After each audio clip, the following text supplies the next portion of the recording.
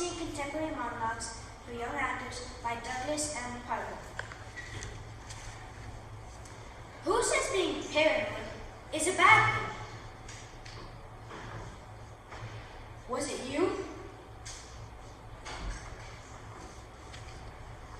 You?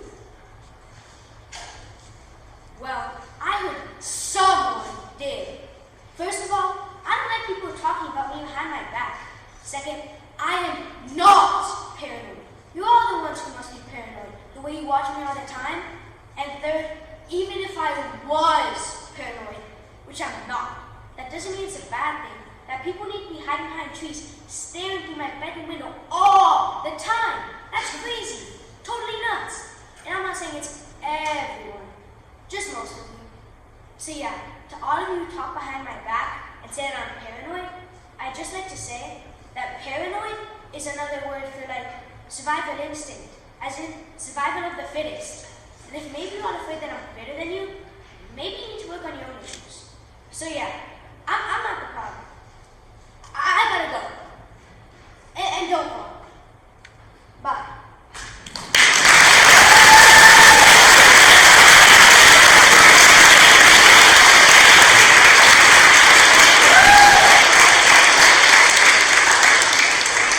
Sebastiano, great job. You did an amazing job connecting the story with the audience. I love how you took your time with it, and I love how you took your pace, and you took that pauses in between to connect with the audience. And I believe that you're paranoid, or maybe I'm paranoid. I don't know which one.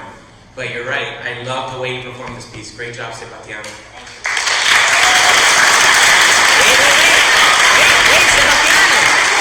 Sebastiano, wait, we got more feedback. I should have explained that a little bit better. So, all you guys, 5th graders, Bison, and Grizzlies, just be aware to stay up there because we're all going to give you feedback, and that's the beauty of it. I didn't get a chance to introduce our judges. We have Miss Natasha Rodriguez, who's a former alumni. Her sister Camila Nicolas is in 1st grade, and she has a long legacy of being here at our school. She is a performing arts person. She's an actress, singer, and she's going to be in the performing arts when she graduates and pursuing that passion of hers, and I'm so proud of her. Thank you, Natasha, for being here. And also thank you, Ms. McIntosh, for being here as well. I appreciate your insight and all your ability to connect with these students and give them feedback. So all 3 of us are going to give you feedback. Sebastiano, I gave you mine. Get ready for Ms. Rodriguez and Ms. McIntosh as well. Hold on a second. Hi, thank you all for having me. I'm really excited to be here. Great job opening up this event. I think that causes a lot of nerves, but you handled it really, really well. As soon as you're on stage, you're ready to go. You've been focused this entire time, and throughout your monologue, I really saw your emotion change based on what you were saying. Great job.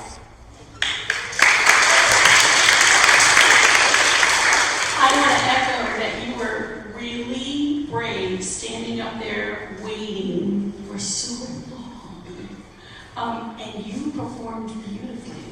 And to be the first, I know is hard. But now it's over. Now you can enjoy the rest of them. And it's really true. You did an excellent job throughout your entire piece about really staying in character. So, congratulations.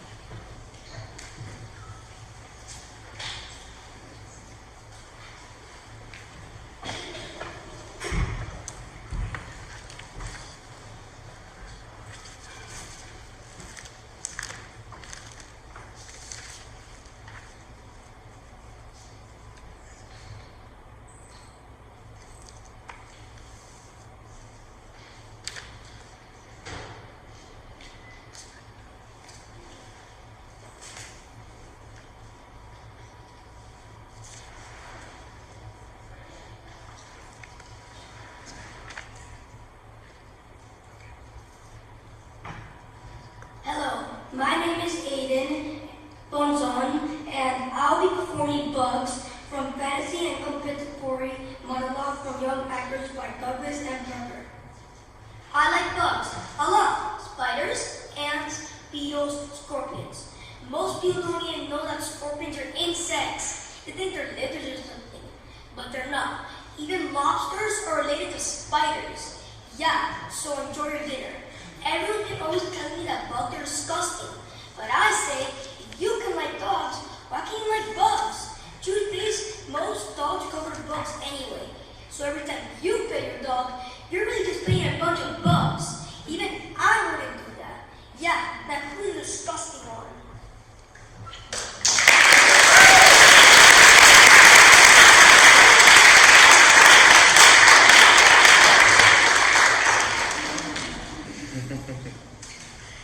Aiden, great job. I think you did an amazing job projecting in the space so everyone can hear you clearly. The only thing is, remember, take your time, pace yourself. Whenever you're talking to an audience, you want to be able to connect and take your time with them. But overall, great job.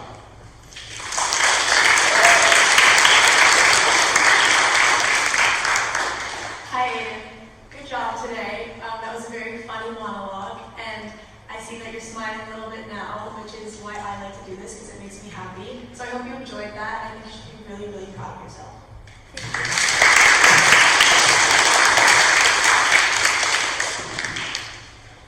Thank you for clarifying that a scorpion is an insect. All right, so learn something new every day, even in a funny monologue. You did a really great job. And I want to echo what Mr. E said. Just if you had gone just a little slower, everybody would have heard every word and they would have even laughed more. Okay, so but excellent job.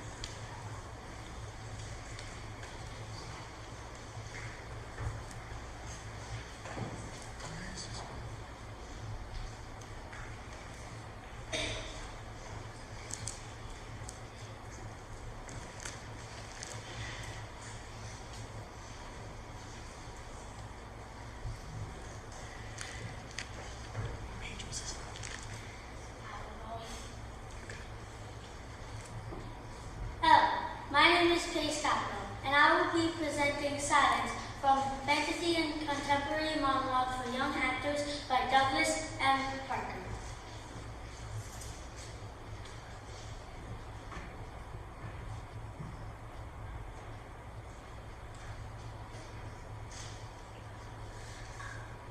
Stop talking. Just stop talking. No, nuh-uh.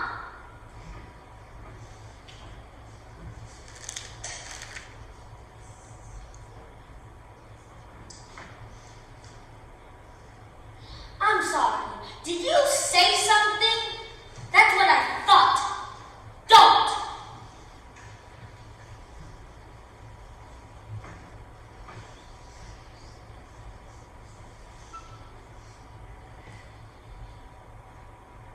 You know, I can see your mouth moving, and I can hear sounds coming out of it. That must mean you're talking. Remember the part where I said don't? Well, don't!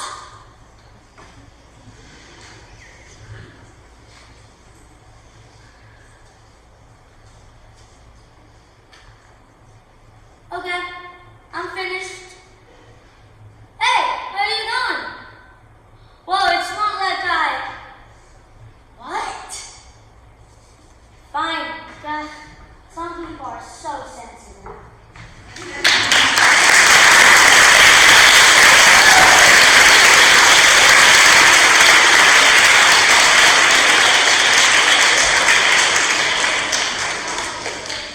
Pace, this is a very, very difficult piece because like we talked about, this requires there's a lot of silence on your part and you're waiting for an imaginary person to respond. And you did that well. I believe that there was somebody bugging you this entire time while you were talking through your piece here and trying to interrupt you.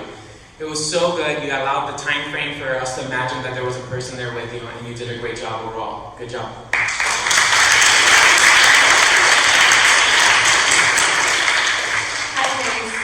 So when I saw you walk up there with that book, I got nervous because whenever someone has a problem, it can act as a distraction. But you played it off extremely well. You did a really good job at focusing on the book when you wanted to and looking up at your scene partner who's not really there. And my favorite part is that before you got frustrated, I saw you having the thought, whether that was rolling your eyes or scrunching your nose a little bit, and that's so important. One more thing that I was very impressed by, before you started speaking, I saw you having a reaction to something that was happening, which really pulled us into the moment with you. I'd really encourage you to continue to see where theater takes you.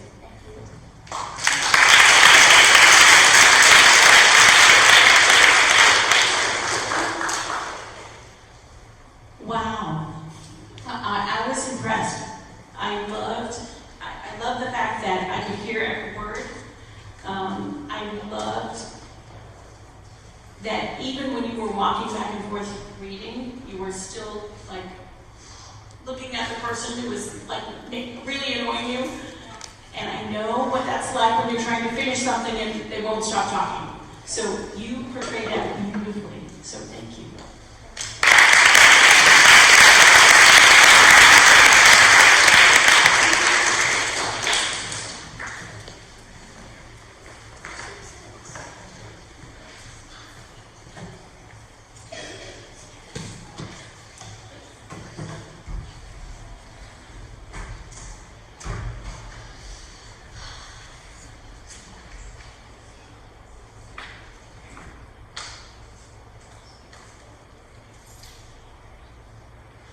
Hello, my name is Santiago. I'll be performing Ride from Contemporary and Fantasy Monologues for Young Actors by Douglas M. Perkins.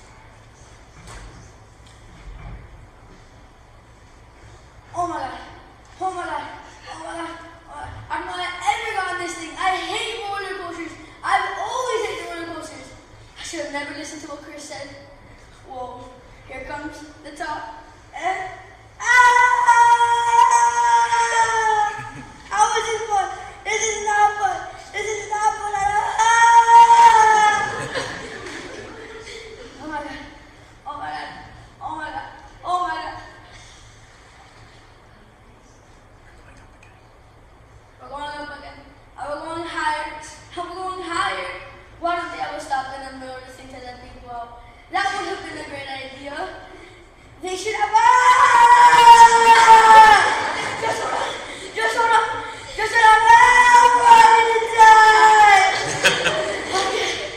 Okay, we're slowing down. We're on the ground. We're stopping. Yes, it's over. What? Yeah, really fun. Let's go home now.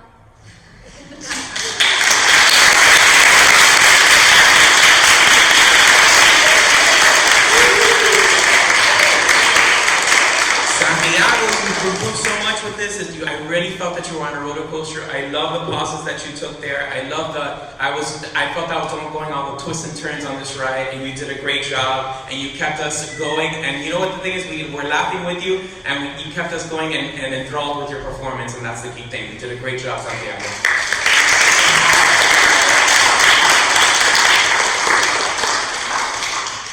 So you really displayed a good sense of physical acting. Not everyone can sit in a chair and give an entire monologue and have it be interesting and dynamic, and I think you really did that with your inflection and with how you were actually physically moving. So good job. I just want to know, do you like roller coasters? No. You don't like them. So this is a good monologue for you. You really know exactly how you felt when you really were, and it came through throughout the entire performance, so congratulations.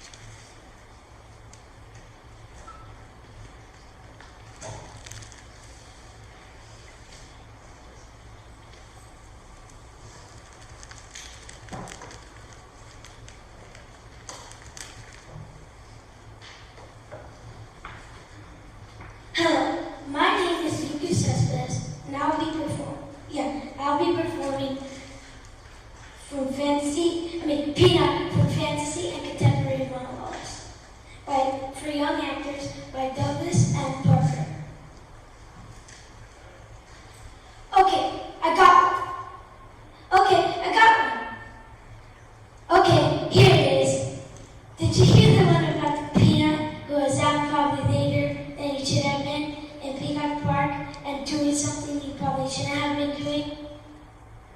And I guess he was in one of the darkest parts of the park. And probably alone. Anyhow, this peanut, he was assaulted. Like a salted peanut.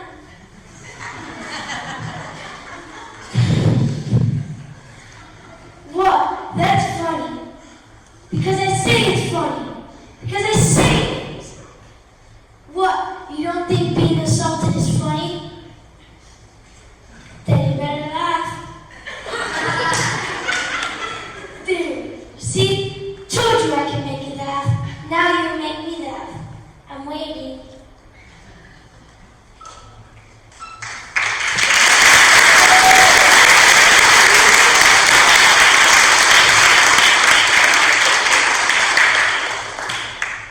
Lucas, great job. And the thing is that you kept going. That's the key part to it all. Even though like, you might feel like a little nervous, the key part is you kept going, and then we thought it was funny, the entire joke, even though you're trying to not be funny about it. Lucas, it was great. I love how you were a jokester about this, and this really brought out your personality that we got to see shine through. Good job.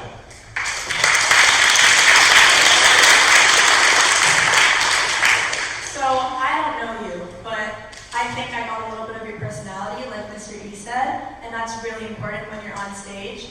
I feel like you had a little bit of fun with it. Did you? Yeah, well, I appreciate that. I'm really proud of you for being here, and I think you did a great job. So when are you taking your comedy act on the road? Pretty soon?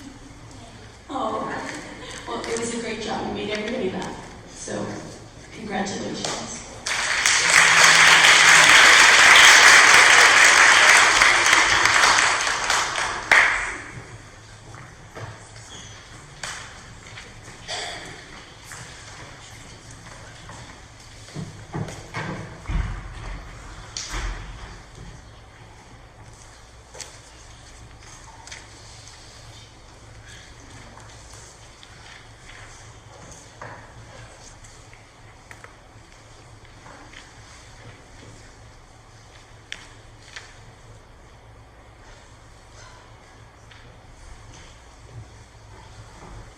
Hello, my name is Alejandro de la Serna, and I'll be performing Waiting from Fantasy and Contemporary Monologues for Young Actors by Douglas M. Parker.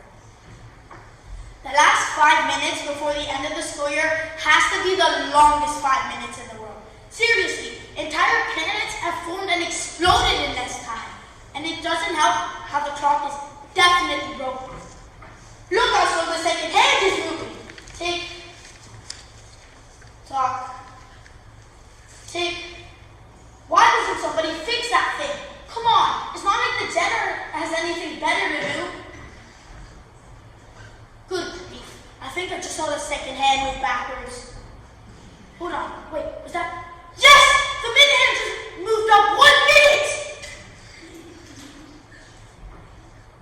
Sheesh, the last 4 minutes before the end of the school year has to be the longest 4 minutes in the world.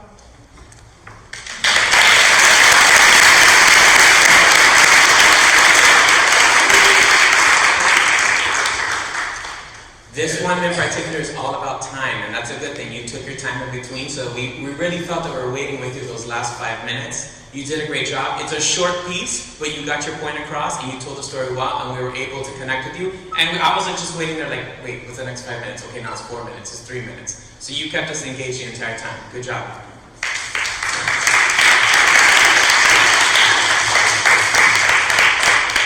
Great job. I think the best part of your piece was how you planned it out and where to take the pauses. And over on the left, when you were doing the little TikTok part where it was you were really taking your time, that was super, super effective. I love your attitude. I feel like you're in a good mood this morning, and that really reflected in your piece. Good job.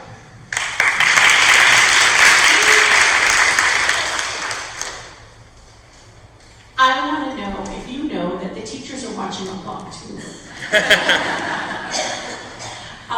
But that was amazing. I loved how throughout the entire piece you were present in that moment right there, and you made everybody else feel that? And it's like, it is awful, those last few minutes. It's like they're never going to end. And you made that come to life. Congratulations.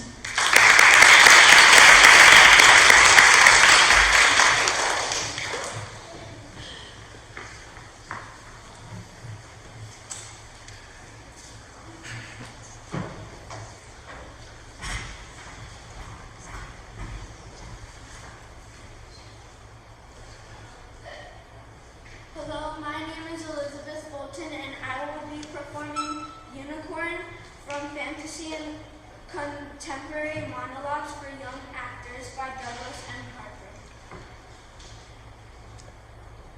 What is it about people and unicorns? I mean, I can't go anywhere without someone yelling, "Look, there goes a unicorn!"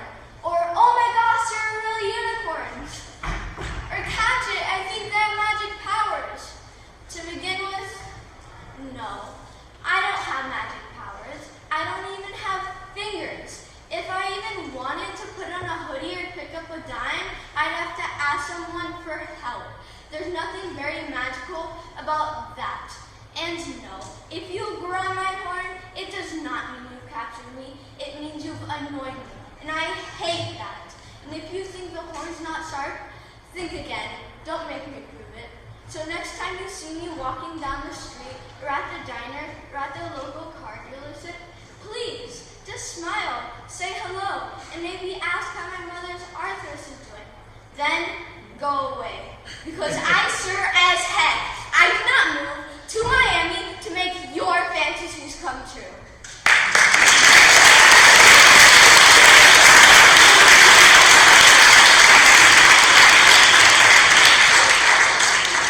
Great job, Elizabeth. You know what I love about this piece is like it was just so surprising throughout this entire process. Elizabeth, it's just so outside of you came out in this piece that we all just loved, and I love that we all got to share in that. And I love your attitude at the end, how you came out and you were annoyed. A side of Elizabeth that we haven't seen, and it was great. You really came through and engaged us in the process. So great job, Elizabeth.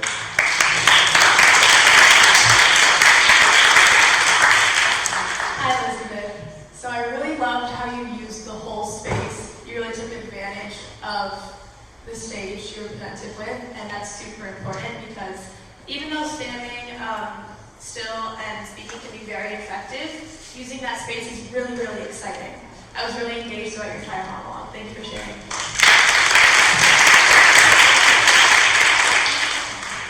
Great job. Thank you.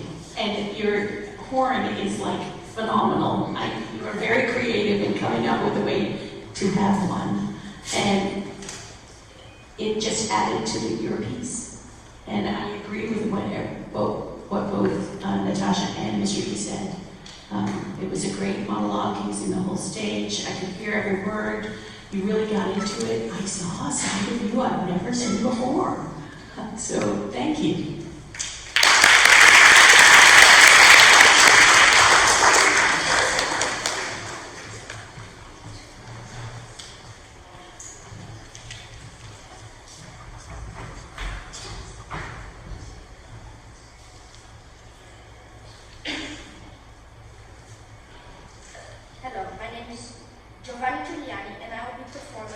Problem from Fantasy and Contemporary Monologues for Young Actors by Douglas M. Harper.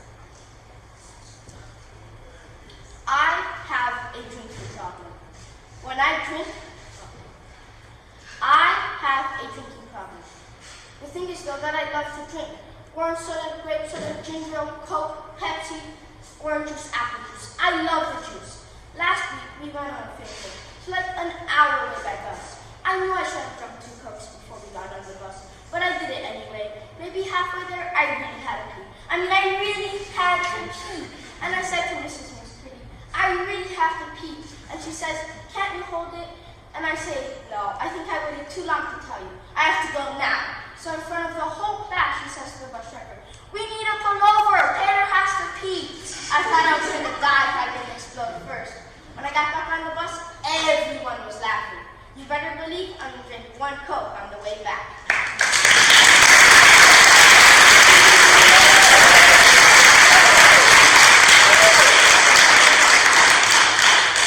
great job, and this is just such a reflection of like who you are as a person too in your character, and it's your like slightly funny side, and I loved it, and you connected with it. I believe you do have a drinking problem for sure, and you need to go to the bathroom, and what I love is you brought that urgency, that like the need to go to the bathroom is like really important, and we all connected and we felt it, and you did a phenomenal job, and I'm so proud of you, okay?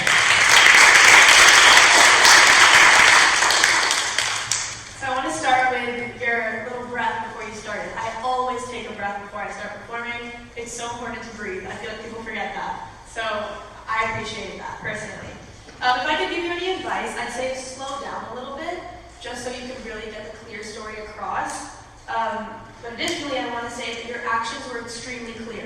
So whether it was screaming in the bus or switching positions to determine who was talking, that was super clear and it told a really good story.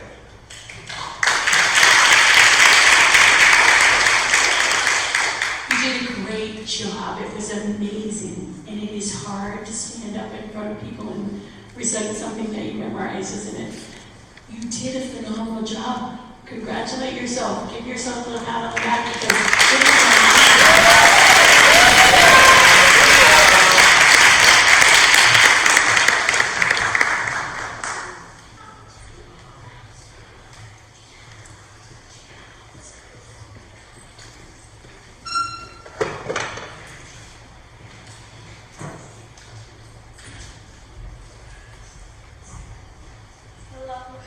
Hello, my name is Liam Knott, and I'm...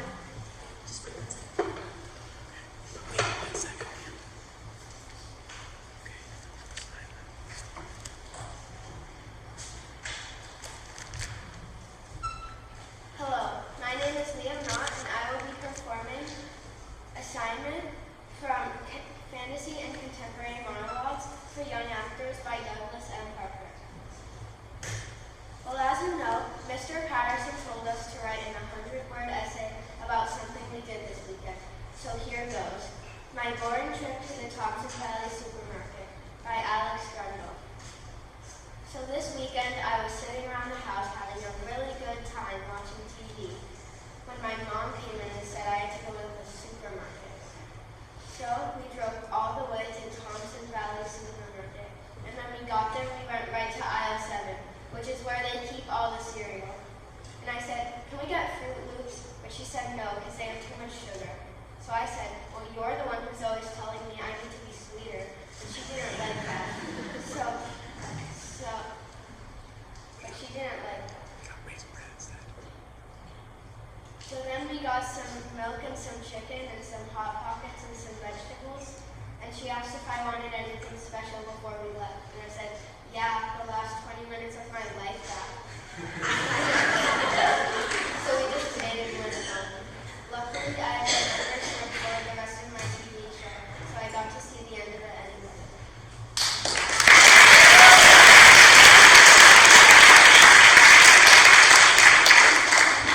Liam, the important part is that you're projecting in the space and you're doing a good job, maybe just a little bit louder, but also what I liked is that you took your time with it, you paced yourself well, we were able to get the gist of the story, and that we were able to get that you were annoyed with your mom to the supermarket. So I could totally feel your annoyance with the assignment, and you did an overall great job.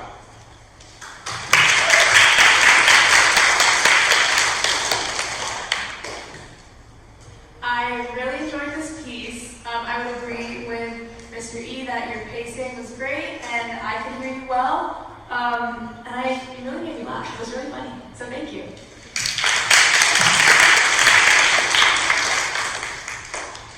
And you told it well enough for everyone to catch where they should laugh too. So that's important. Timing is everything. And you did a great job. Thank you.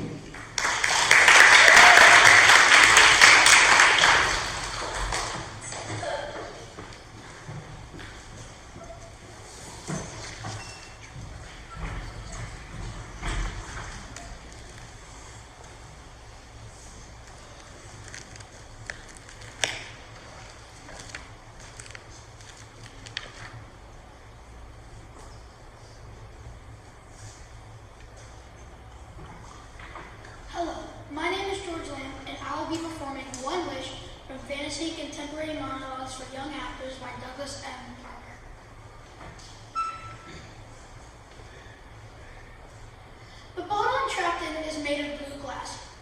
picked it up and stared through the glass, we could see what looked like a tiny blue genie. Just one, just me, looking out from inside the bottle. My whole world looks blue. I see a blue sun over a blue tree, surrounded by blue clouds. Blue dogs run past me, and blue dust blows by and buries the bottle. But once in a while, not once in every few months or every few years, but once in every few centuries, someone finds the bottle. And if they're smart enough, or don't like dirt, or sometimes even just by accident, sometimes someone rubs the bottle, and I get to come out. I get to breathe the air and feel the wind, and see a yellow sun floating in between white clouds. It's the best, worst moment you can ever imagine, because I can grant anyone in the universe 3 wishes, but I can't even grant myself 1. And all I want is the simplest thing in the world, to just walk away, leave the body, and just be free. I don't understand it. Everyone that finds me already has everything I've ever wanted, and all they want is more. No one has ever bothered to ask if they could set aside 1 wish and do the smallest, the biggest, the only thing in the world for me: set me free.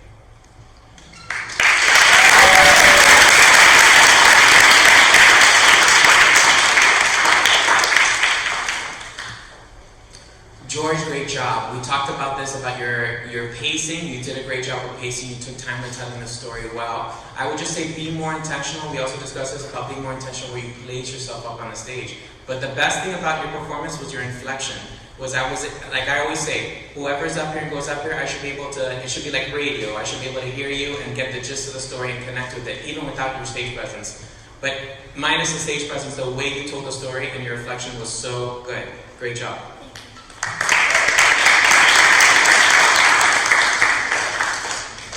This is a really cool monologue because it's from a different perspective that us humans don't understand, and you really transported us there.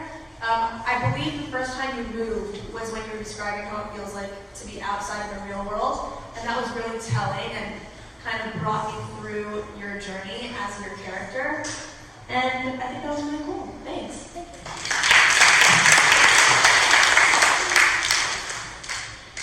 George, I agree with everyone. Your inflection was right on today. It was phenomenal. And you can take that to the bank. Just keep doing that. All right. Congratulations.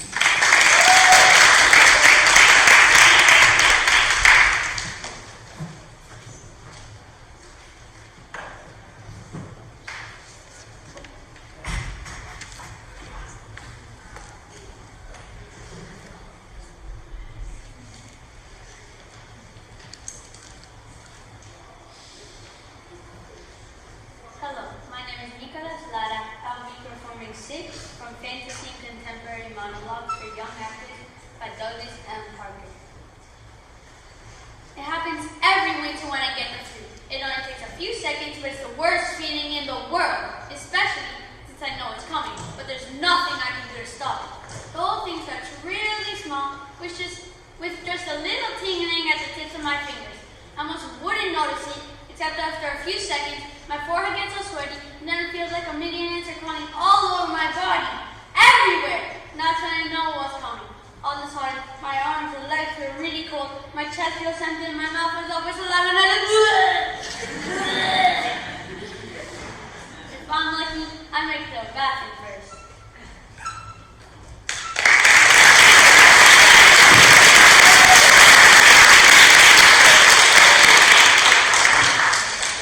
Nico, great job. This is a short piece, but you're able to connect with us. I believe that you were getting sick. I wish I had these skills growing up so I could stay away from school. That would have been really helpful. Great job. You took just slow it down just a hair. We talked about this a little bit, of just slowing it down to be able to connect and hear yourself better in the room. But overall, great.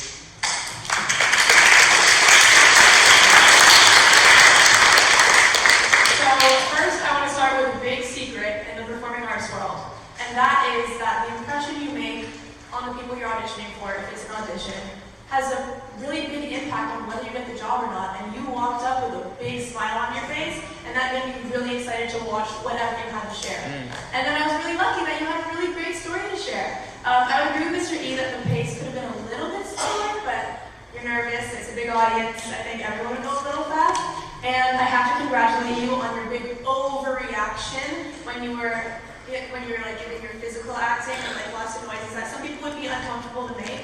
But I think that is what really made your monologue for me. Good job.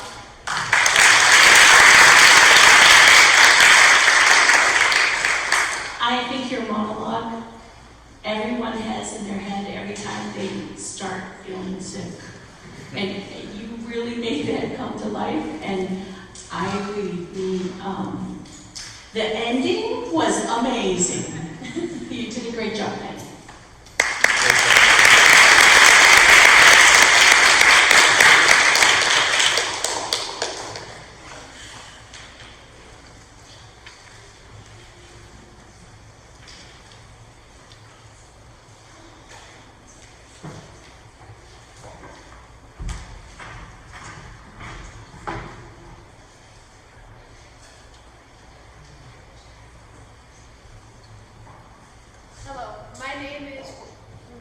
My name is David McGall, and I will be performing Waiting from Fantasy and Contemporary Monologues by Douglas M. Harper.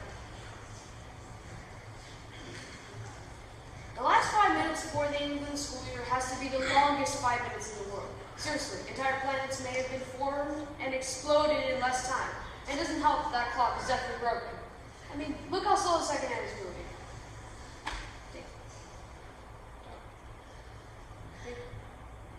Why did somebody fix that thing? It's not like the janitor has anything better to do.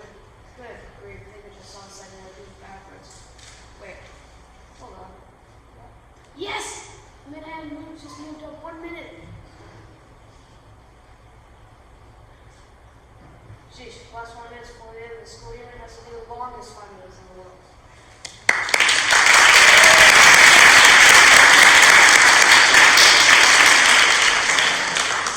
David, good job.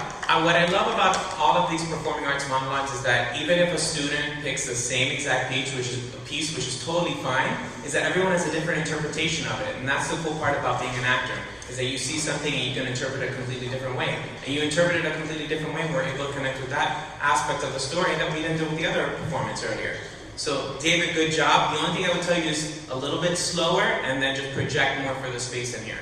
But overall, good job. Okay, David?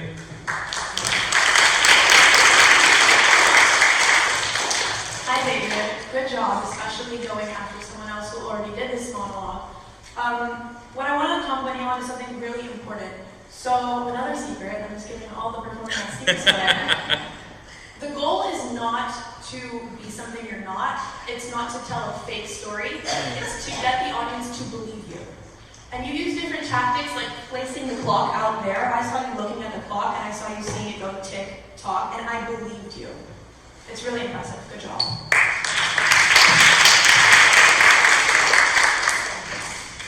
I can't really add a whole lot more. I agree with what both the previous judges said.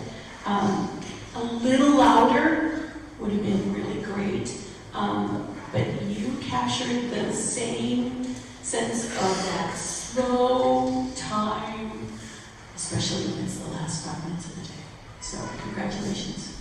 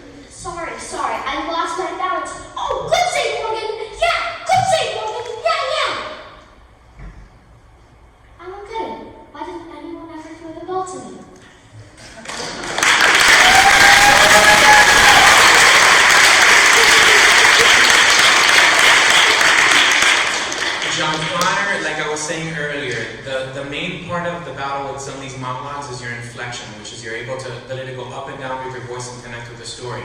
And your inflection was great, your projection was great. The only thing, and I liked how we move up on the stage, the only thing that they're doing, like Mr. Rodriguez was saying earlier about the naturalness up on the stage and connect with that, make sure that you're able to connect with that aspect of, this is a basketball game, make it believable that you were in it. That just make the flow of the movement on stage a little bit more natural. But overall, John Connor, you did a really, really good job. Your projection, inflection, all those things were great. Oh, we're gonna keep going.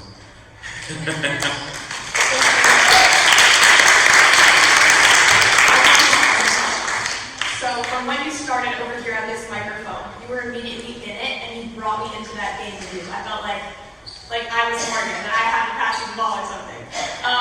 And I loved your commitment the whole time. I really felt that you were in it, which helps the audience to be in it with you. And I love the contrast between being really, really excited and high energy the whole time, and at the end just being a little sad and not really knowing why no one's passing the ball to you. And I really felt that for you. Good job. Thank you. I agree with what both of the judges have already said.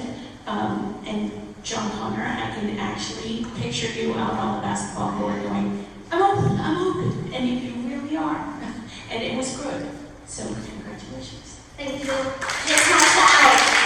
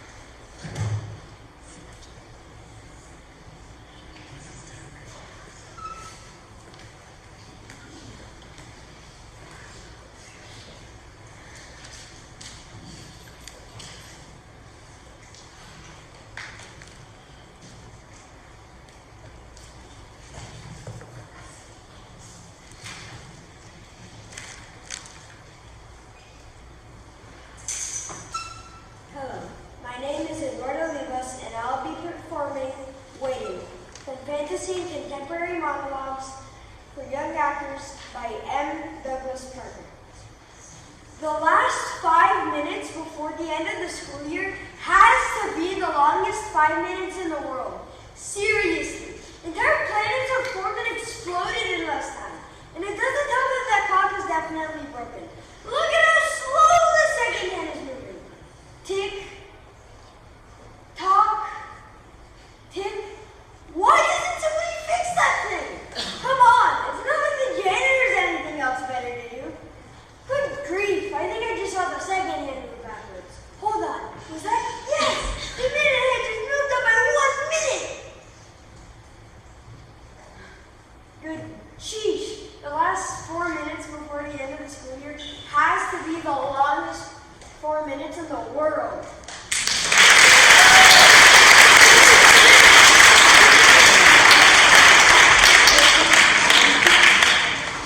Eduardo, again, another different interpretation and take on one of those pieces, and I think it's cool that it's okay to pick the same piece, but you did such a great job with your inflection and your pace. You took a little bit more time with it. I like kind of like, I guess, the intonation of your voice, and what I mean by that is that when you were so annoyed by the clock, I felt it, I understood it, I heard it, and I was able to connect with that, and I think the audience did too. We felt that anger and upsetness and annoyance with the last 5 minutes of school always, so good job.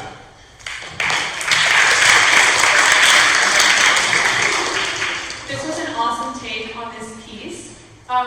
If I have one piece of advice, it would be to kind of maybe plant your feet and maybe try going through it just standing still. And then from there, you can branch out into how much you want to move. But I do want to say you did a great job on expressing your feelings, whether that was angry or happy. It was really clear to me the whole time. And that's really important for an actor. Good job.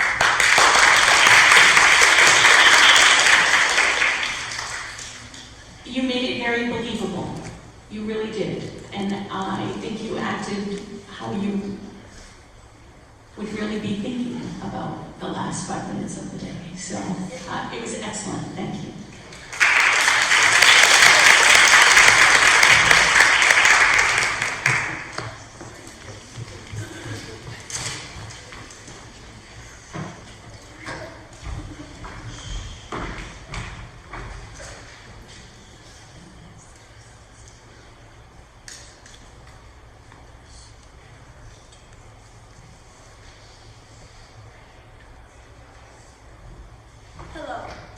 name is Josephine Mazzone.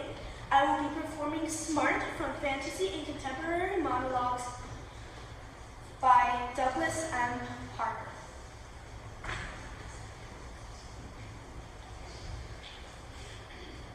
Okay, so think about it. A pill that makes you super smart. Like Einstein smart. Like totally super mega genius, you can do anything smart. You just take this pill and you're like, smart. So I started totally taking chemistry and biology just to invent this pill.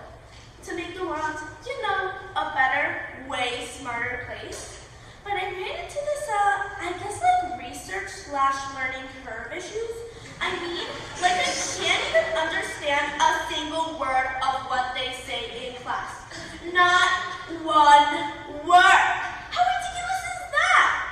And then I figured out my mistake. I should have invented the pill first and then started taking the classes. Oh well, live and learn.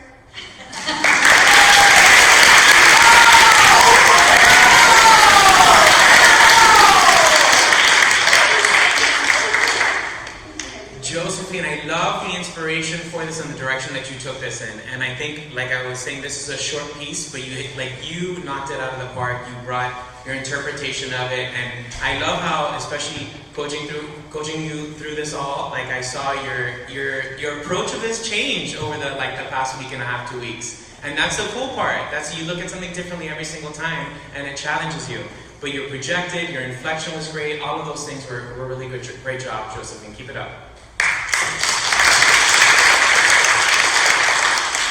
Hi, Josephine. So first, I want to start with the commitment. I loved it. Between the outfit and your inflection the entire time, you were so committed. And that's so important. Secondly, I want to say that, again, I don't know you all, but I have a feeling your character is not similar to you in many ways. So I think that makes being committed even harder, and you really sold it to us. Good job.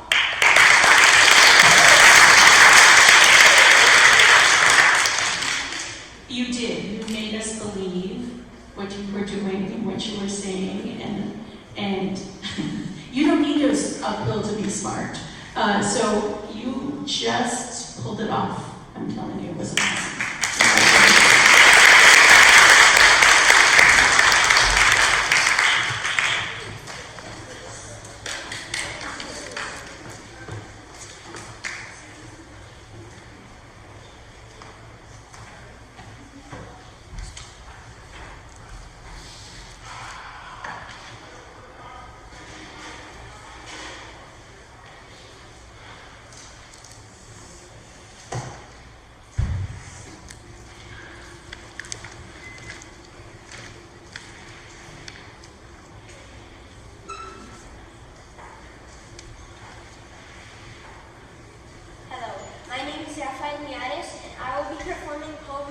From Fantasy and Contemporary Monologues for Young Actors by Douglas M. Parker.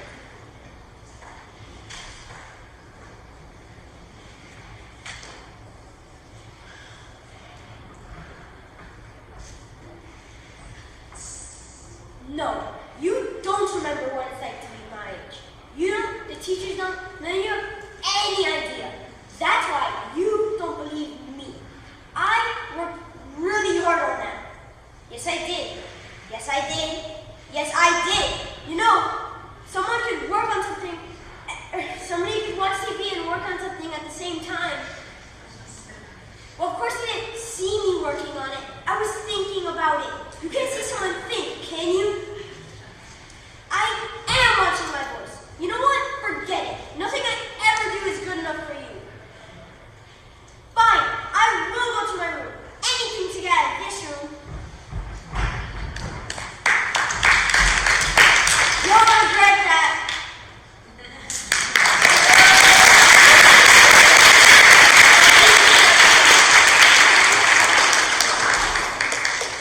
Rafa, good job. I felt the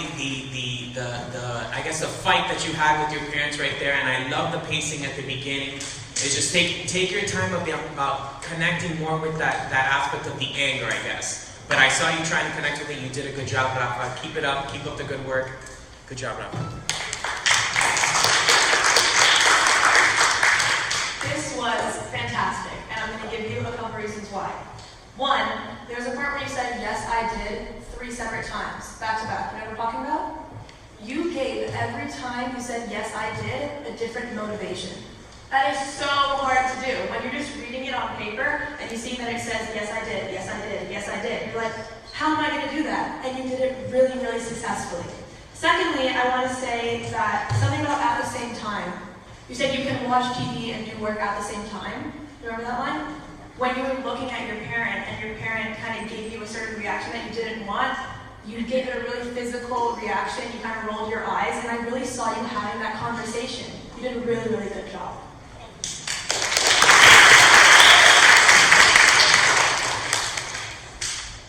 I think everybody's had that argument. I know I have to. It was like, turn the TV on. Okay. And I could see your parents in the background going, Rafa, do no more. So it was excellent. Congratulations.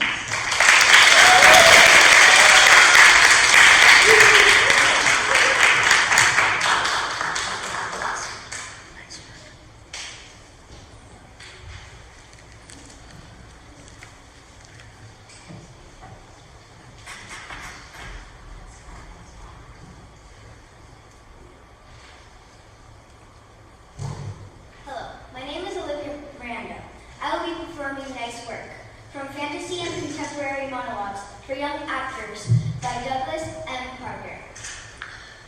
You know the hardest thing about being a baby? Nothing. All I have to do is lie here. It's probably the easiest job in the world. Hold on. Me, I am. My mom just asked who the cutest little baby in the world is, and I know for a fact that it's me. Everyone says so. It's pretty incredible. Anything I do, everyone goes crazy. If I hiccup, they tell me how cute I am. If I roll over, they tell me I'm the best little snooping gums ever. And if I poop my pants, you'd think I just wrote the world's best-selling novel. So I do that a lot. I mean, I'm not gonna lie. I love the attention. Hold on. Me, I am. Of course, being this awesome can get a little tiring. Even a lot tiring. So I think I'm gonna take a nap now. But don't go. Everyone says when I'm sleeping, I look just like an angel. They say they can watch me for hours. I am.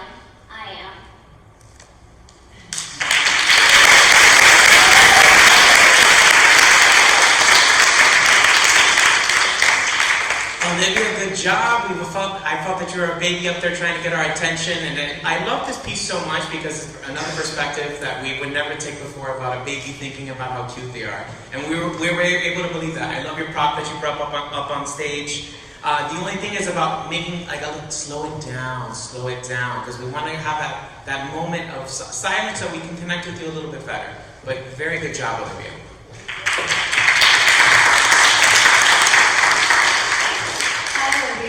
Thank you for sharing that with us today. I feel like that might have been difficult because you're not a baby, but you're trying to get us into your head as that baby, and I think you really did that well.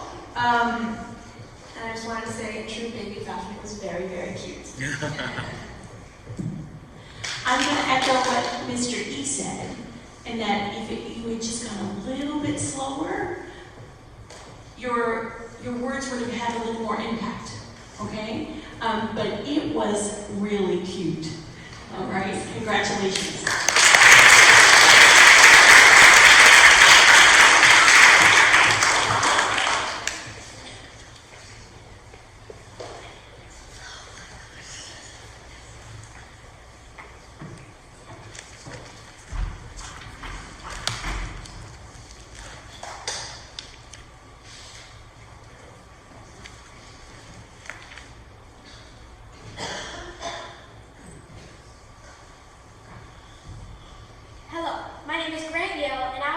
Inflection, from Fantasy and Contemporary Monologues for Young Actors by Douglas M. Parker.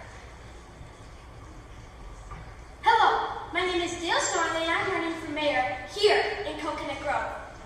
Now my opponent says that no one should vote for me just because I'm a werewolf. He says that no werewolf could possibly represent your interests and also that it might be your children. Well, if elected, I promise to work for your interests day and night. Except, of course, during full moons. I will work to clean up the streets, lower taxes, and reduce overcrowding in schools, only occasionally by eating the children. In the second phase, I will build new parks and new playgrounds for whatever children may. And always, I will be a friend to every citizen. Rich or poor, wherever human, young or old, tough or tender.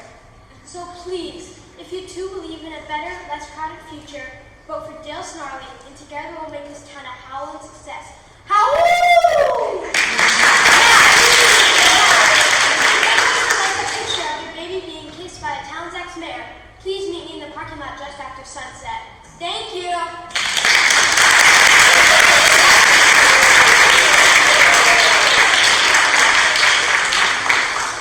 Grant, great job. Your platform overall sounds very similar to what we had to vote for on Tuesday, so it was okay, we'll take it. So great job, Grant. I love how you connected with this. You took the pace correctly. We heard your words clearly. You projected in this space. You used the stage. I felt like I was looking at a politician up there. Good job, Grant. Hi, Grant. So I want to start with your phenomenal stage presence. Even now, you're still taking it with great posture and a good attitude, and I really appreciate that. That was really consistent throughout. I'd like to give you one piece of advice: if you just slow down a little bit, especially in the beginning, so we're really getting all your words. But what was really cool is that you took the whole thing very seriously, which led to some great comedy for us to enjoy. Great job. I would love to.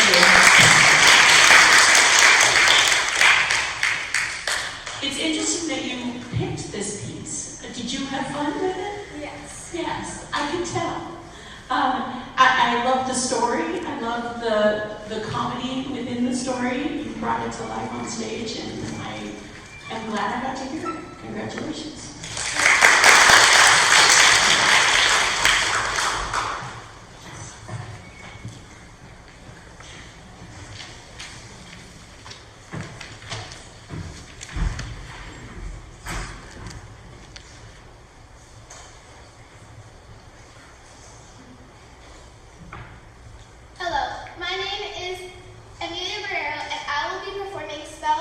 Fantasy and Contemporary Monologues for Young Actors by Douglas M. Parker.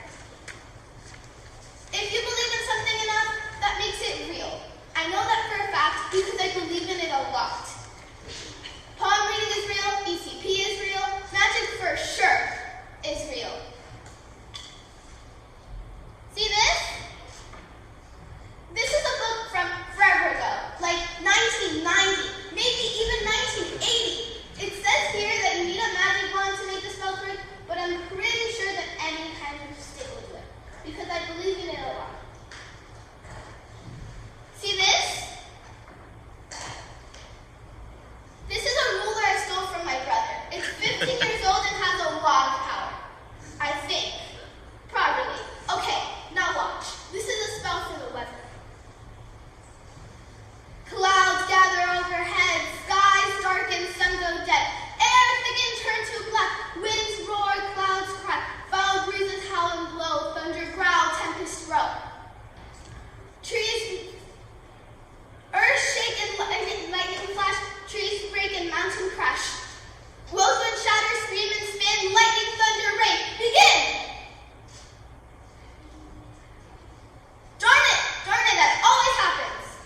I need to get a better ruler.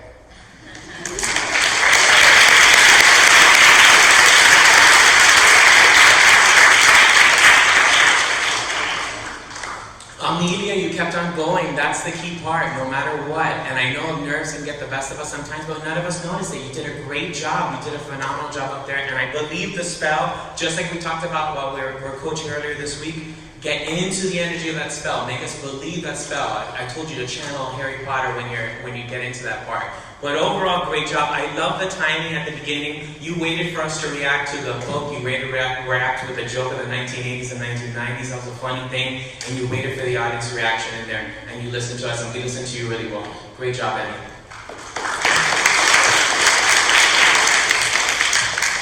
Hi, Emmy. This was a really, really fun piece. I want to thank you for sharing it with us. I think it was a really good balance of convincing and funny. And I thought your pacing was really nice, and I thought your projection was awesome. It was really loud from no matter where you were. So good job with this one.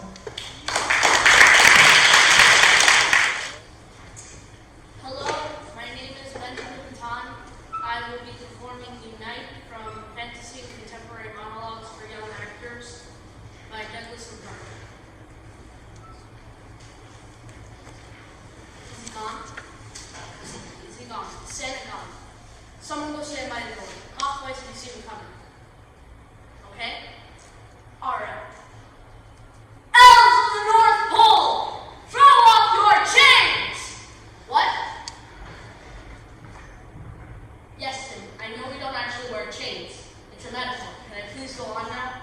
Thank you. Elves of the North Pole, throw off your chains! For too long we have been slaves without wages! What? Yes, Tim, I know there's no place to spend money at the North Pole. Yes, that doesn't mean elves should be treated with decent pay. We need payment, not popcorn, cash, not candy canes. What? Yes, Tim, I'm aware of the misogynist. But where is the respect? Where are the rewards? Where is it written that elves should be treated worse than the reindeer who transport the goods we make, yet only work 1 day a year? What? Yes, Tim, I know we only work 2 hours a day. It's still work. And can you please say 3 words in a row without being interrupted? Thank you. Workers in the North Pole, we must rise up and seize the means of production. We must... Wait. What was that? Was that the lunch bell? It's pizza day today, isn't it? Workers will continue this after lunch, and my after lunch massage, and maybe a nap. Santa won't get away with this for much longer. Now let's get out there before all the pepperoni's gone. Thank you.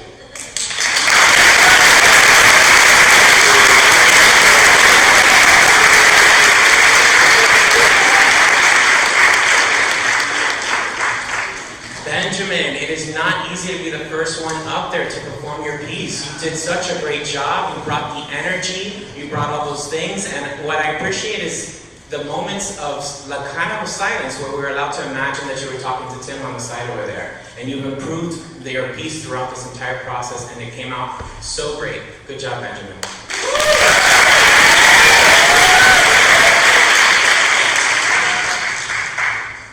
Wow. You are ready to run any union anywhere on this planet.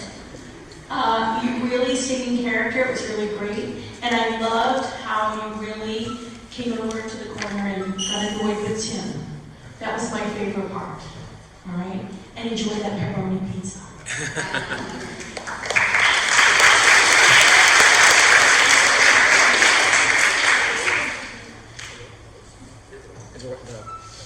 Great job. I was very impressed for sure. You had great stage presence, great inflection. If anything, I would try to slow down a little bit just so we can understand a little bit better. But I really loved the consistency throughout the monologue, how you always had the elf in the corner, and I really saw you having that conversation with him. So great job.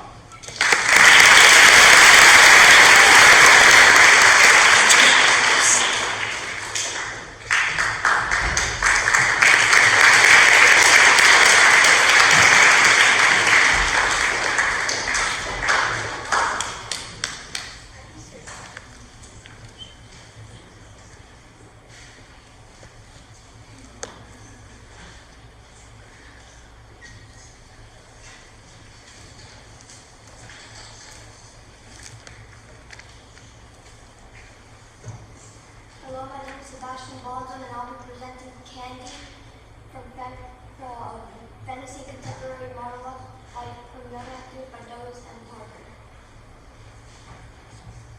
2 sticker bars, please. Here you go. What? How much? It was like 50 cents less yesterday. Well, I don't have it. Can I pay you tomorrow? Are you kidding me? I'm in here almost every day. I'm probably your best customer. You should be paying me. I am not raising my voice. No, I'm not. No, I'm not. Fine. Keep the Snicker bars. I already like them anyway.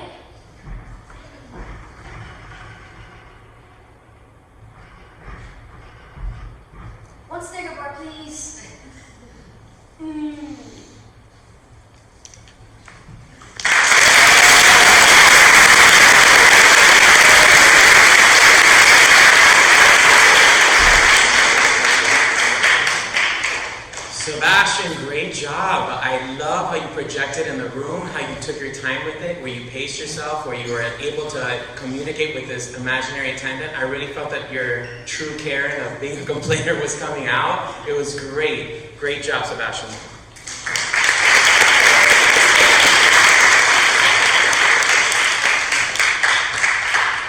Inflation is horrible, isn't it? And you really made it come to life right now on stage. And I would turn around and come back and get a Snickers bar myself. So you did a great job. I loved how you interacted with that clerk because you really made it real for me. So thank you.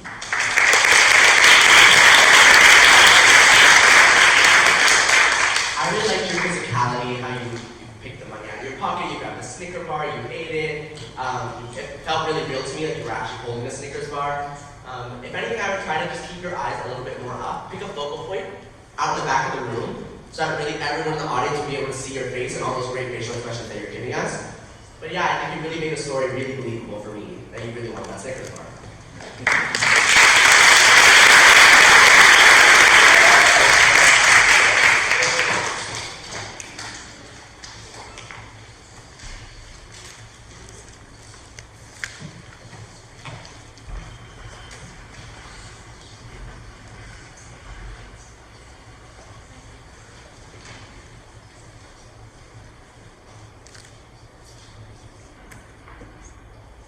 Hello, my name is Leah Campbell, and I will be performing live from Contemporary and Fantasy Monologue for Young Actors by Douglas and Parker. Oh my god, oh my god, oh my god. I don't know why I ever got on this thing. I hate roller coasters. I've always hated roller coasters. I never should have listened to what Chris said. Whoa, here comes the top, and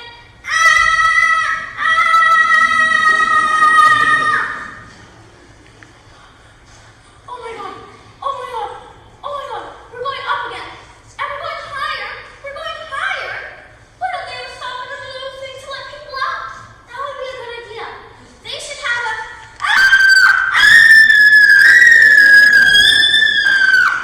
Whoa, we're slowing down. Yes, we're stopping. Yes, yes, yes. It's over. What? Yeah, really fun. Let's go.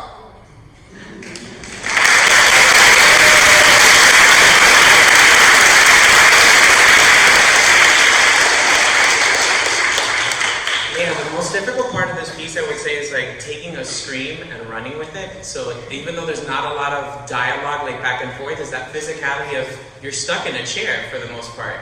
And what you did is you made us all believe that you wanted to ride with you on a roller coaster. And you did an amazing job, Leah. Good job.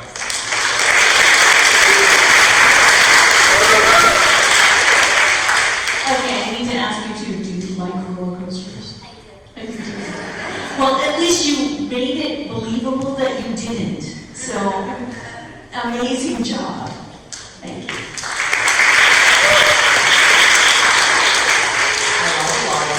A lot of the great choices you made, the screaming with the arms, putting the chair there so you really felt like you were in the ride. I think these were all really great choices to help really put us that you're in the roller coaster right now. So I thought you did an amazing job.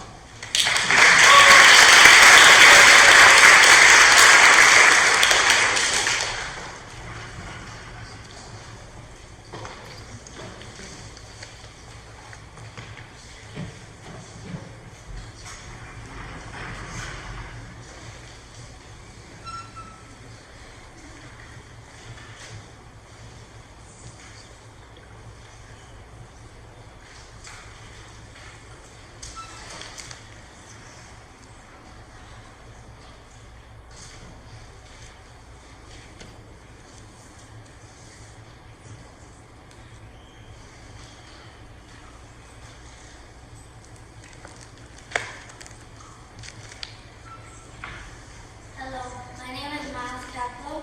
I will be performing Freedom from Fantasy and Contemporary Monologues for Young Actors by Douglas and Parker.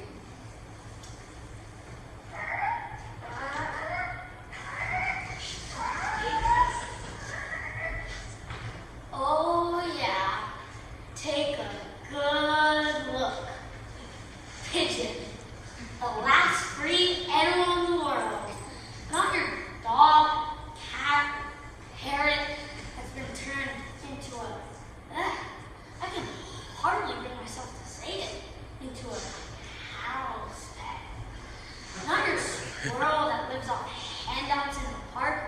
Not your elephant or giraffe that spends their whole life in a zoo. Not even your American eagle, who practically runs crying from everywhere that people move into. But pigeons, freedom-loving, free-living pigeons like me, I go where I want, I do what I want, I take what I want. You want to give me breadcrumbs? I will take those breadcrumbs. You do not want to give me breadcrumbs? I will wait by your feet while you eat your sandwich and take those breadcrumbs anyways. Freedom!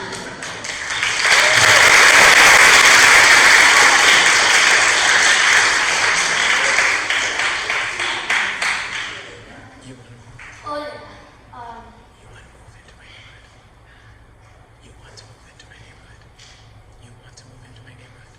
You want to move into my neighborhood. Wait. My neighborhood? I will mess up your statues, your cars, and your sidewalks. And then take your breadcrumbs anyways. Plus, I can fly. Your dog can't do that. And neither can you. Dominion over the earth and sky. Yeah, pigeons. Take my word for it. The beak shall inherit the earth. And if you don't believe me, just wait. Maybe tomorrow, maybe next week, maybe next year. You'll be walking under a tree branch or sitting under a park bench and boom! You won't even know it hit you. Well, until you look at your shoulder, then obviously you'll know it hit you. Yeah, a little freedom. And that's a promise you can take all the way to the dry cleaners.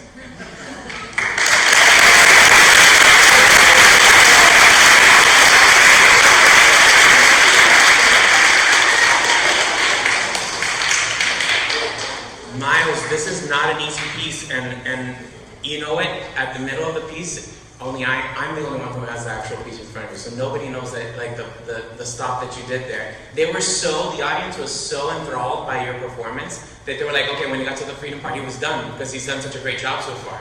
But the cool thing is that you focused right after that happened, and you were able to come through again. And that's the key part of these performing arts monologues, that you keep on going no matter what.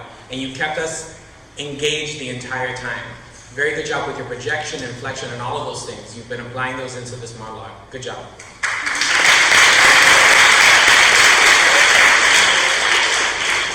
You make me want to be a pigeon, okay? You were amazing, and the fact that you stayed in character the whole time, and you really used the whole stage, and you just made lots of really good points. Why it was a good idea to be a pigeon. So, congratulations.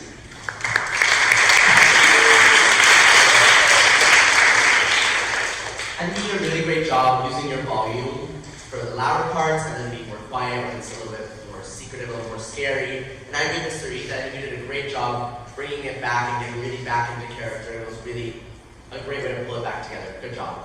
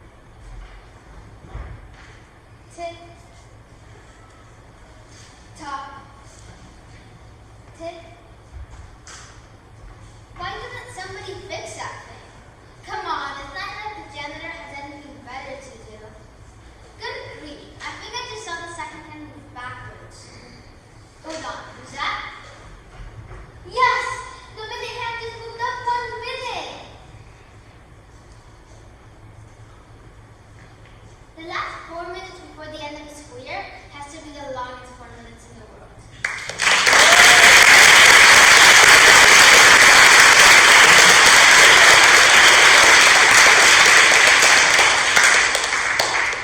And to another great job, you for getting from my classroom to over here, where the projection was such a big difference. You've improved so much. You're louder in this space. Your inflection is really good. Your diction and pace was really, really good. We were able to hear you in this space. And I love, just the only thing I can tell you is making the movements up on stage a little bit more organic and natural. That's it. But you did a really good job. Good job, Antonella.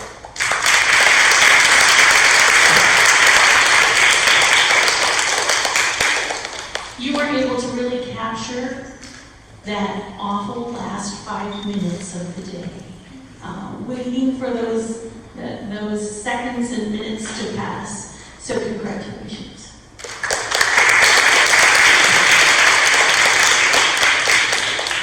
Really great job. I love when you would go over to the side to see the minute hand and the second hand. I thought that was a really great addition to add some movement to the stage. If anything, I would just say try to keep little pauses between your sentences to help you take a breath before you keep talking to kind of help space it out a little bit more, but I really thought that you did such an amazing job.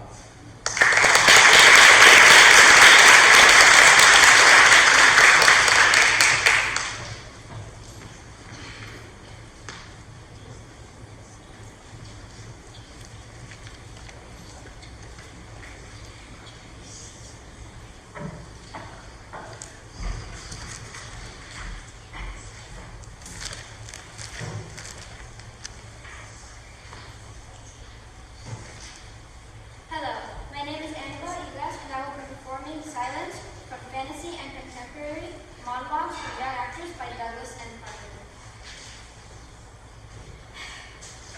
Stop talking. Just stop. No. No.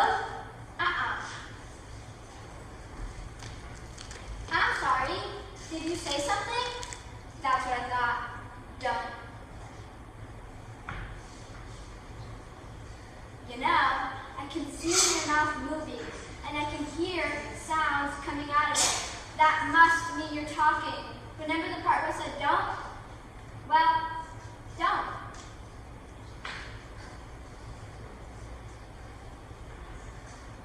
Okay, I'm finished. Where are you going? Well, it's not like What? Fine.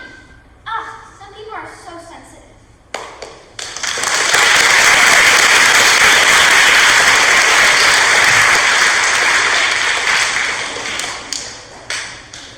Great job. I love this sassiness that comes out and this attitude that you have towards this imaginary person that's bugging you while reading. You did a really good job showing that emotion of just being annoyed by them. I would also say just the only thing is take your time a little bit more. Remember we talked about that, about pacing yourself, just to have that silence where you can show more of that annoyance with that person. Because I really loved how you were playing that up and I wanted to see more of that. But overall, good job.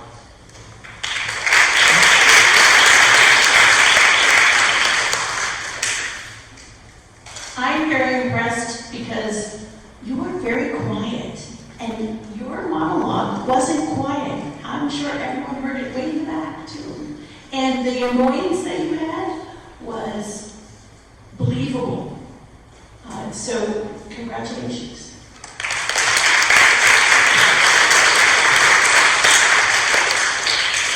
I agree with what they said. I thought the annoyance and the attitude was really there, so I thought that made it really funny to watch.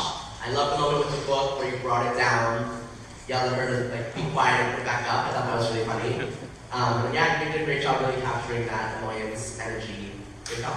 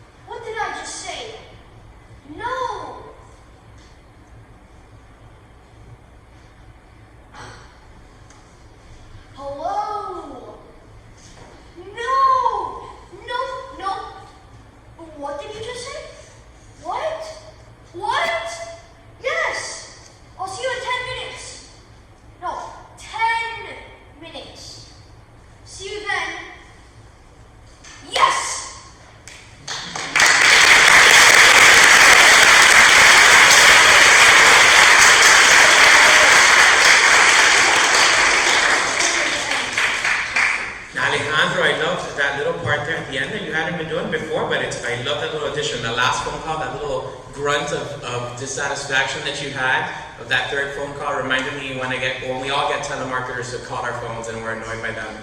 So I appreciate you showing that across and getting the point across of being annoyed by this telemarketer or whoever's calling you. And you did a really good job. My only little point is just to make sure, we talked about this about facing the audience, that's it. But I was upset at whoever was calling you already, so I got the vibe too. Good job, Alejandro.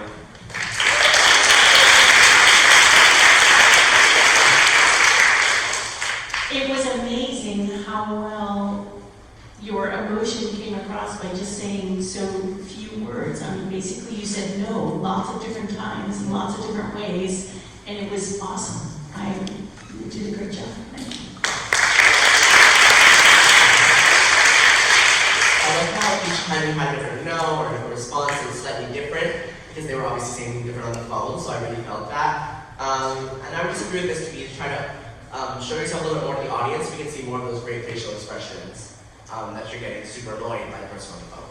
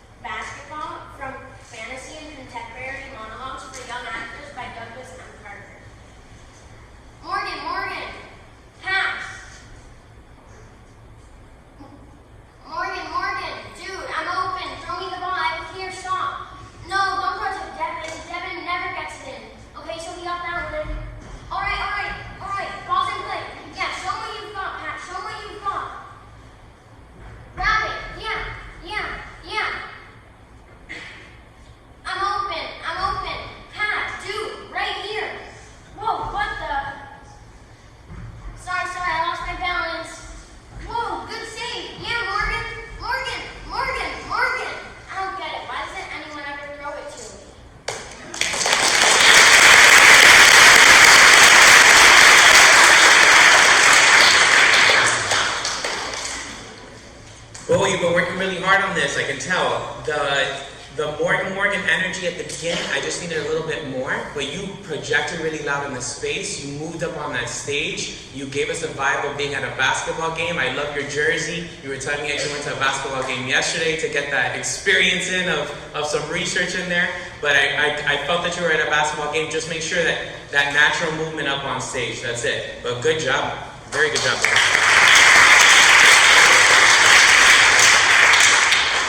You did a great job. I agree with Mr. E. I really felt like you were, like, come on, pass me the ball. And like, it's terrible when you don't do that, isn't it? All right, but you made it very convincing.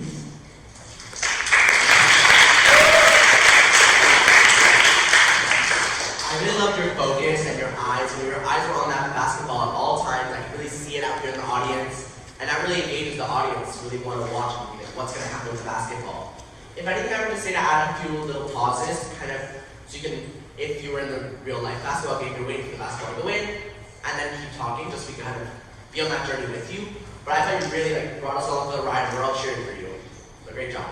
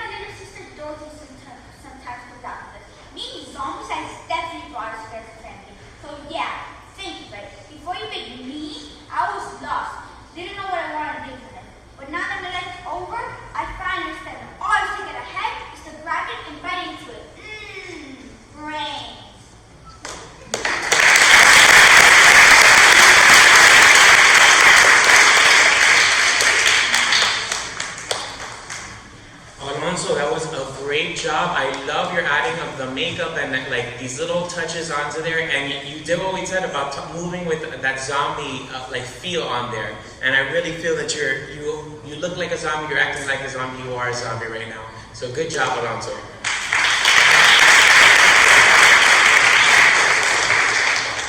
I have to agree, I really love your appearance, added a lot to the performance. And the way you dragged your foot was awesome, and your arms out, and I love the rubbing of the belly too.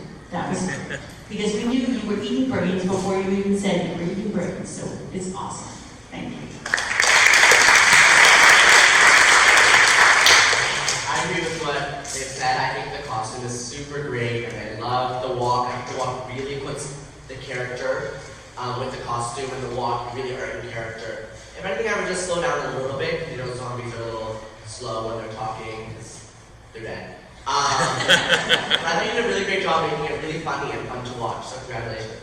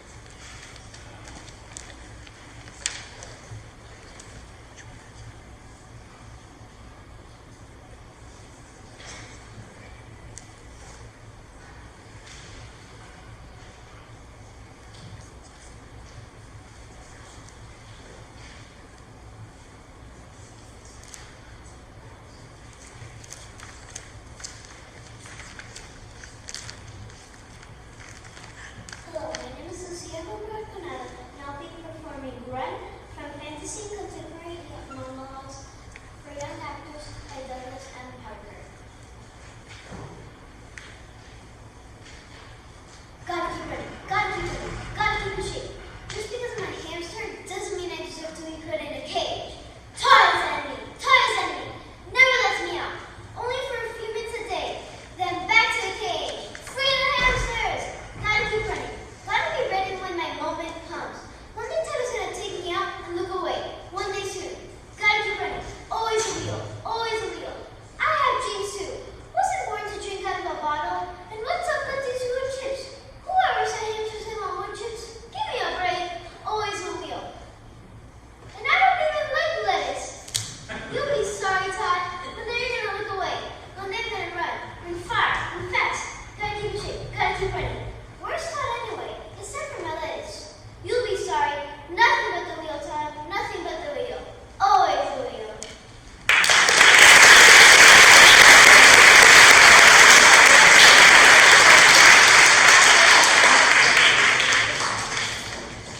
I was in the splash room of the lettuce throwing today, so I didn't know. Great job with your piece. I felt the anxiety of being on a hamster wheel. You did a really good job, Lucia. The only thing is I could say just make project a little bit louder and also just make a little bit slower. I know it's about running, but we want to hear those little funny one-liners that are in this piece. But you did a really good job. I really felt the essence of a hamster come through. Good job.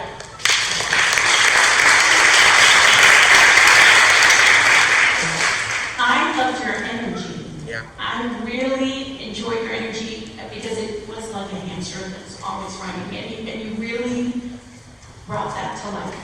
And I can tell you really enjoyed your piece, didn't you? You liked it. Yeah, it's good. Congratulations. I love the lettuce. I thought the lettuce was such a great touch. It was really funny to see you just pull that inside your pocket and throw it at us. I did this monologue research to maybe slow down a little bit, but I thought overall it was super funny. I love when you take the little breaks to run. So great job.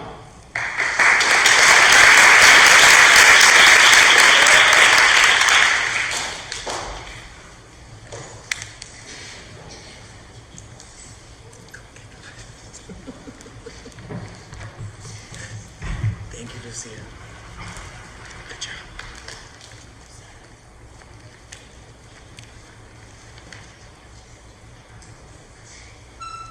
Hello, my name is Jackson Jones. I will be performing basketball from Fantasy and Contemporary Monologues for Young Actors by Douglas M. Parker. Morgan, I'm open. Dude, I'm open.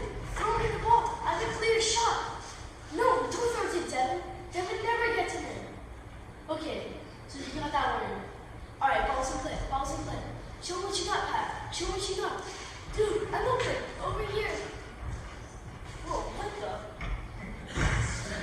Oh, sorry, I lost my balance. Good save. Morgan, I'm open. Dude, I'm open.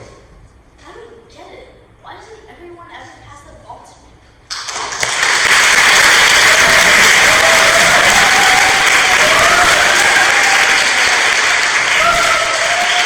Jackson, great job. I would say probably my favorite thing at the end was that you really did show the difference of the excitement of the game, and then when you didn't, the question that you asked yourself, why doesn't anyone ever throw it to me? We really felt that let down, and you gave that natural aspect of that one line, which is the whole purpose of that monologue.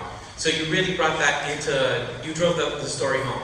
And the physicality, you moved, I would say just project a little bit more for the space, and that's it. But for the most part, your physicality was good up on the stage. It's a very physical piece, and you brought that through. Good job, Jackson.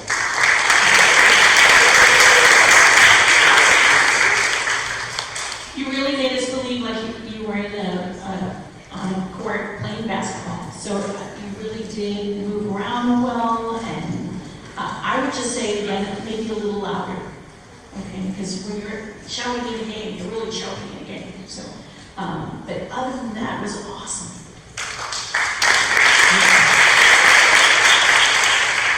Yeah, I thought you had really great physicality. Like, when you missed the ball, you slipped, you flung your arms everywhere. I thought that was a great choice. I agree that maybe a little bit loud parts and keep it quiet for some of the quieter parts that you already did. But I agree maybe a little bit louder some of those other parts. But yeah, I thought you did a great job really making us believe that you were in the basketball game and trying to get that ball. So great job.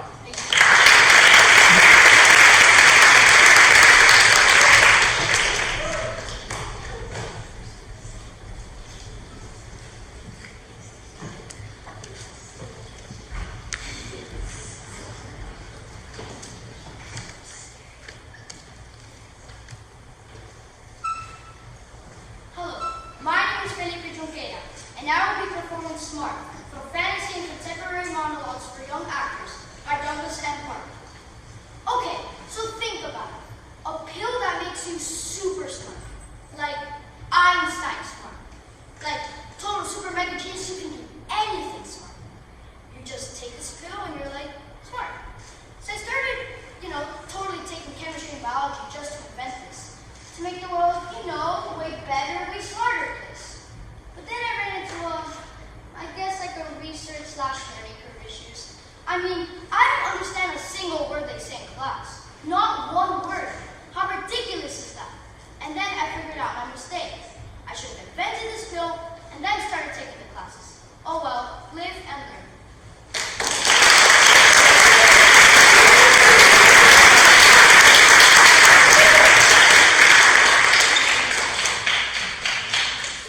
Felipe, my favorite part of this piece is your diction and your pace. You're very clear with your words. I always say, and I'm told to the rest of the 5th grade classes too, when you're doing something like totally super mega genius, you can do anything smart. That line, you were so clear with that. It's cool to say it fast, but the audience won't get it unless you say it very clear. And you said it very, very clear.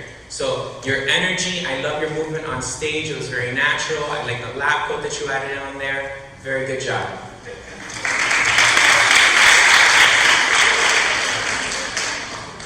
I have to agree with Mr. E2. That was my favorite part. Was I could hear what you were saying, and they're really great lines, and you made them come to life. And it was great how you moved on the stage as well. I mean, it was very well done. Congratulations. I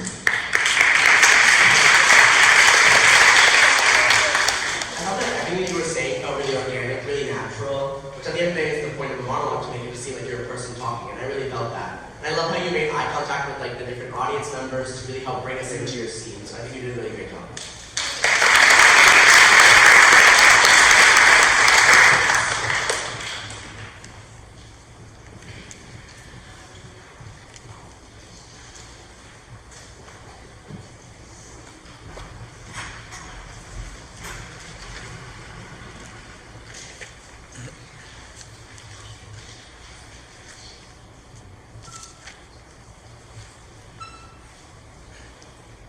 Hello, my name is Kujao, and I'll be presenting Paranoia from Fantasy and Contemporary Monologues for Young Actors by Douglas M. Parker. Who says being paranoid is bad? Was it you? Was it you? Well, I heard someone did. First of all, I don't like when people talk about me about my back. Second, I'm not paranoid. You're all the one who's paranoid. Watch me all the time. And third, even if I was paranoid, which I'm not, that doesn't mean people need to be hiding behind trees and looking through my bedroom window all the time. That's crazy. Totally nuts. And I'm not saying it's all of you, but just most of you. And you know you are, so yeah. To all of you who talk about me behind my back and say that I'm paranoid, I just want to say paranoid is like another word for survival instinct, as in survival of the fittest. And if you're all afraid that maybe I'm fitter than you, then you have to work on your own issues. I'm not the problem, so yeah. I gotta go. And don't follow me. Bye.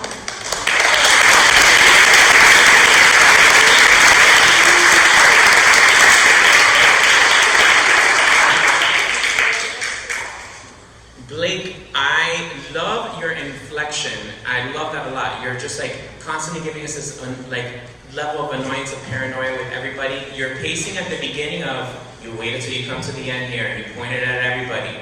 You were making me believe that everyone in this audience you're paranoid about everybody in this audience. So you did a very good job with translating that. The only thing towards the middle there, you might have sped up a little bit too much, and we didn't hear your words clear enough, but I overall love your presentation and your monologue. You did a very good job, and your physicality on stage was great.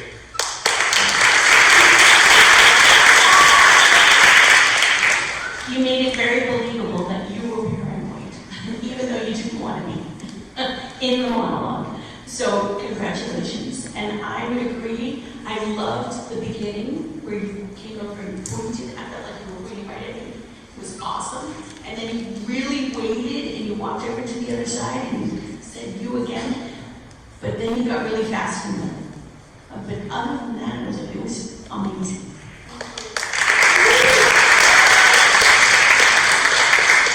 I agree. I love the part where you pointed. I thought it was such a great way to bring the audience into the scene with you. I think I would try to just talk a little bit louder, just so we can understand you, and maybe add in a couple glances and look around to feel like maybe right now people are watching you. And then that would really help bring the character to life. But I think you had a really natural way of speaking, and it felt like this was really just coming out of a normal person's mouth. So I really thought that was a great monologue. Good job.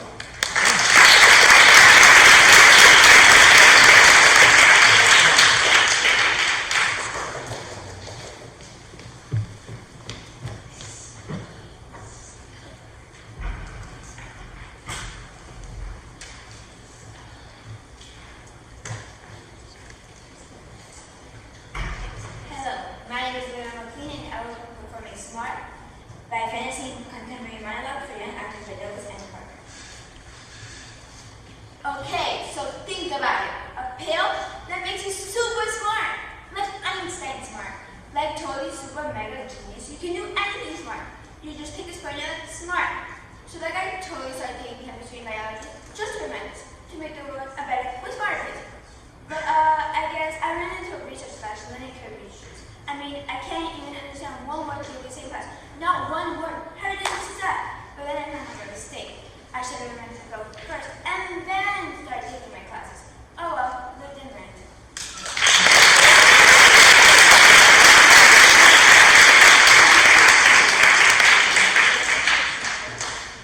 Olivia, your inflection throughout this piece is very good. The up and down and your annoyance with your hand motions were natural. I love that. You started off really, really strong, especially at the super mega genius. You can do anything smart. We heard that clearly. Towards the end, you started getting a little bit nervous and started speeding up, and it's okay. It's okay. We got your piece though, and we understood. I love your emotion that came through on this, and you did a very good job, Olivia. I'm proud of you.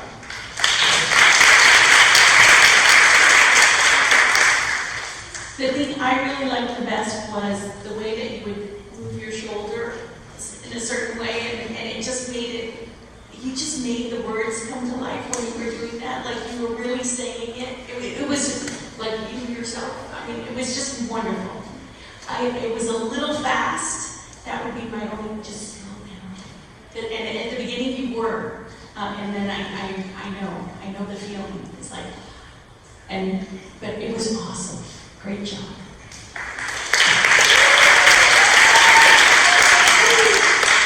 I think that you had really great energy, really great inflection throughout the piece, but I would also need to slow down a little bit, maybe a little bit louder, just so we can really understand everything that you're saying. But I definitely got your energy coming across really clearly. You really wanted to make this smart pill, and we all felt that, so great job.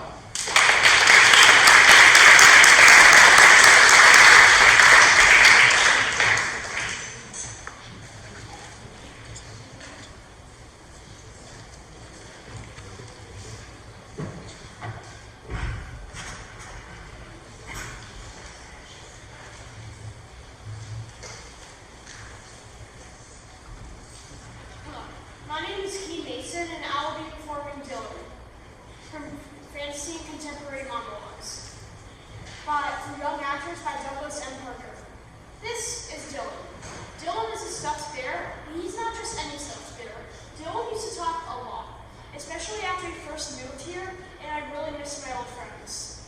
And he used to tell me everything, like how lonely he was, and how much he wished we could move back to my old town, in my old room. But about a year ago, after I started being close to Morgan, Dylan started talking to us. And then when I started playing soccer and hanging out with everyone from the team, Dylan started probably talking at all. Sometimes when I wake up in the middle of the night or something is really bothering me, Dylan will come over and sit next to me, and we'll talk, like we used to. Every time, he talk a little bit less, and sometimes I just call one of my friends instead. I think one day maybe Dylan will stop talking completely. But I hope he doesn't. You won't stop, will you? Dylan?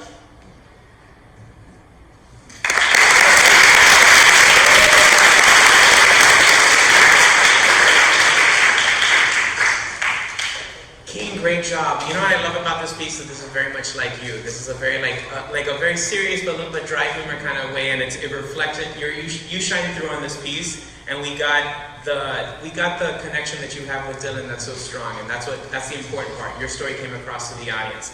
My only thing is that I would say to project a little bit louder in this space. That's it. But overall, I love even at the end, the waiting at the end, when you look at Dylan, you shake Dylan to make sure he's still there, to see if he's still communicating with you. But very good job, Kane.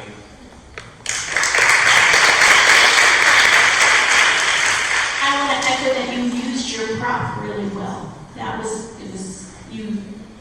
It really did work well the way that you used the teddy bear. So, and again, it was a great story about making new friends, and you made that come to life really well. It was great. Thank you. I think you did a really good job using your voice to show your different emotions. So I think now the next step is try to incorporate that a little bit more in your face, using your eyebrows, your mouth. But I definitely really got your connection to Dylan, a really great job, like holding stuffed animal, looking at the stuffed animal. So I really got that through your delivery, so great job.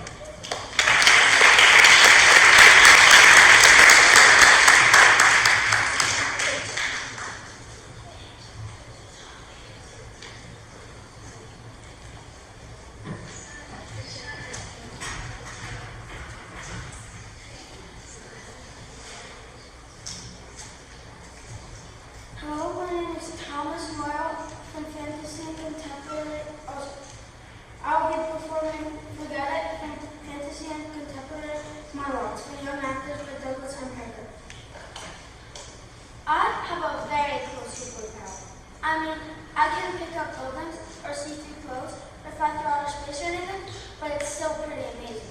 Basically, I can do or say anything I want, and then if I do this, it can be what's from everybody's memory. So I can tell the science teacher exactly what I think of them, and then poof! It never happens. Or to get caught cheating on Monopoly. Stop! What, missing money? Or I can ask somebody out, and if they say no, stop! It never happened. And it can be for anything I want, like watch. I want to go around the room with everybody here what really in the ear and make you all forget it. Do you want to see it again? Of course, sometimes I wish the secret power with the other one. That would make people remember stuff I didn't do. Like if my mom remember I cleaned my room when I didn't clean my room. Or make my English teacher remember I wrote that book report I never wrote. But even so, making people forget stuff is awesome. I probably shouldn't say anything about what I did the other day. I did the most outrageous, unbelievable, and disgusting thing imaginable. If anybody were to find out, I would be in a definite trouble. Do you want to hear about it? Do you want to hear it again? Oh, forget it.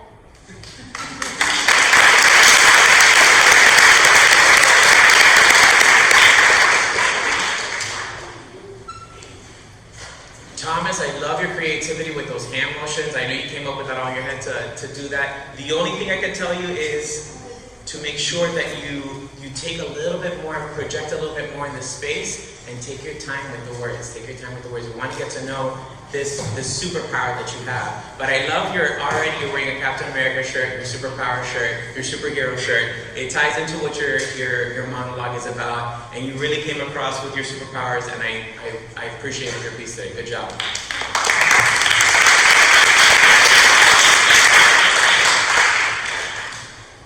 Thomas, it was a long piece, and I was impressed how well you remembered it all. And I really did appreciate all the different sounds that you made after you tapped your head. I really liked that a lot. That was my favorite part. Congratulations. Yeah, as far as the timing goes, I like how you would take a pause to tap your head 3 times every time, and it was very consistent, so we could see that was how you would use your superpower. It made it really believable for us. I would agree that you should maybe talk a little bit louder so we can really hear everything you're saying, and you can play with the volume a little bit for some louder parts and quieter parts. But overall, I think you have a really believable character, and I thought it was really clever, the superpower that he had, and the head tapping. I thought it was a great choice. Amazing.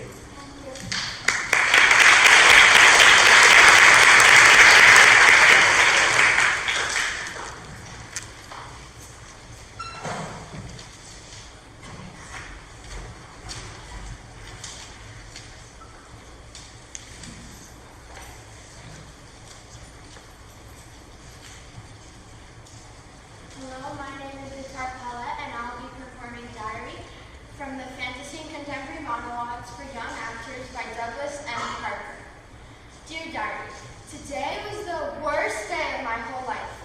Everyone was mean to me. At recess, I stepped in a puddle in my brand new sneakers.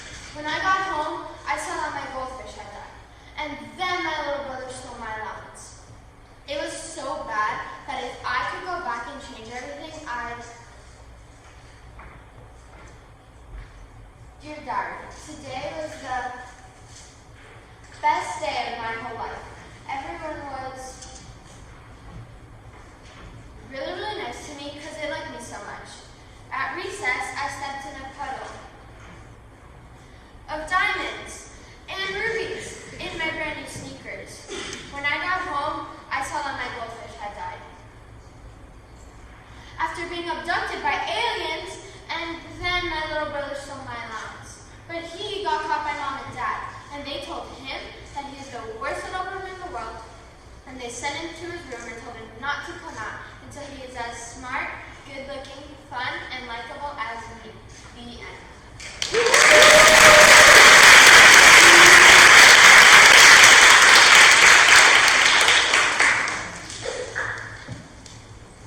Victoire, I love the pace that you took on this. that you were slow, we heard your words clearly, maybe project a little bit more, but overall, it was really good, the pace in which you took this piece, and we were able to hear your words in the monologue clearly.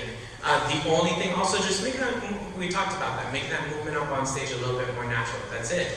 Overall, I love the way that you used the stage though. You kept us engaged with that. You kept the audience there and present. So, good job, Victoria.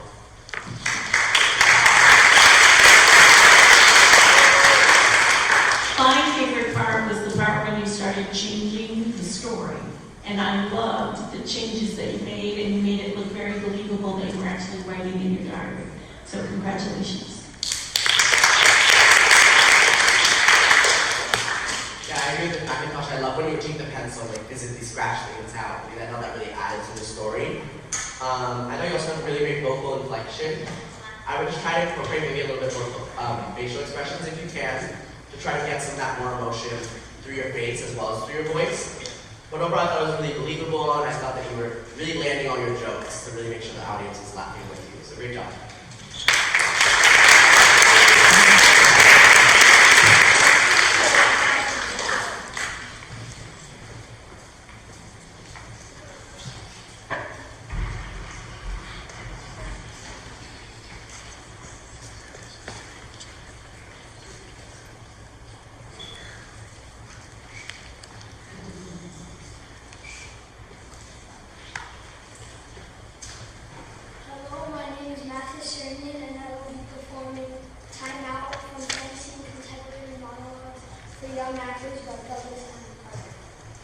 When my dad first invented the time machine, he couldn't have been more.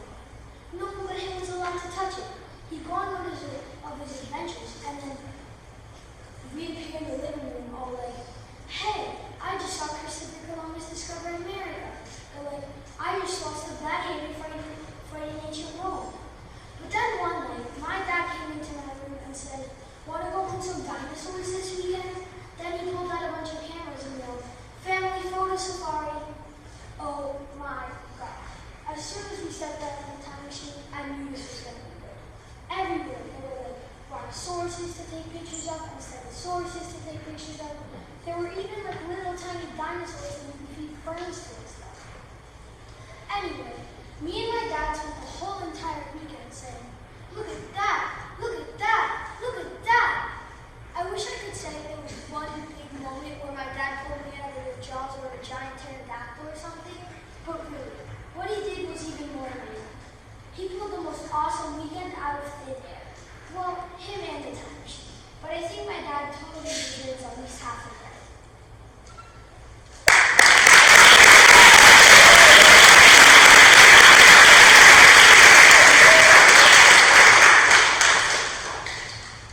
Mathis, great job. I love especially your diction and pace. You were clear with your words. You moved across the stage. Just make it again like a little bit more natural. But I really felt that I was on this time machine with your dad. And then, you know what's cool is that this is it's a funny story, right? But it's also kind of like a heartfelt, earnest, like honest story about your dad. And I think I felt you channeled that. And that's the aspect of it. You made it real life about how you're appreciating your dad in this moment. So very good job.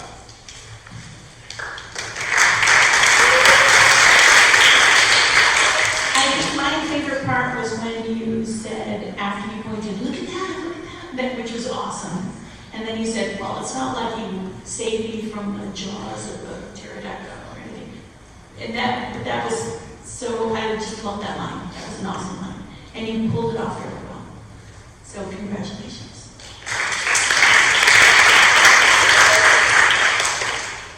I agree. I think you did a really great job balancing the funny moments with the more heartfelt moments that Mr. Yu was talking about, the parts about your dad. If anything, I would say to make sure you're facing the audience when you're walking, so we don't lose all that wonderful expression that's going on. But overall, I think you did a really great job. It was a really funny story. It was fun to watch, so I really enjoyed it.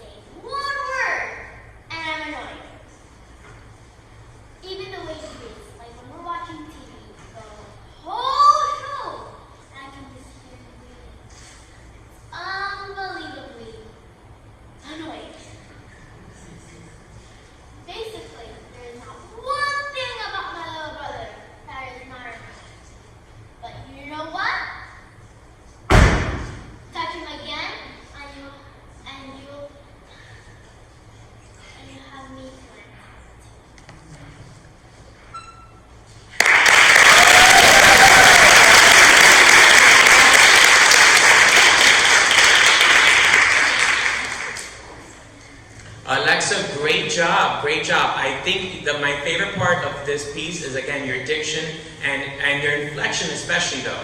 But your inflection is like when you're using your voice up and down to tell a story, and I love you're like, annoying, and everything. You did a great job with that. And you kept it together at the end, and you came through, and that's the most important part. You came from a natural perspective of telling a story about, I felt like you channeled your two brothers of thinking about them. That even sometimes you might get annoyed with them, but guess what? You love them, and you're going to protect them, and that's the important part. I got that from that monologue. Good job.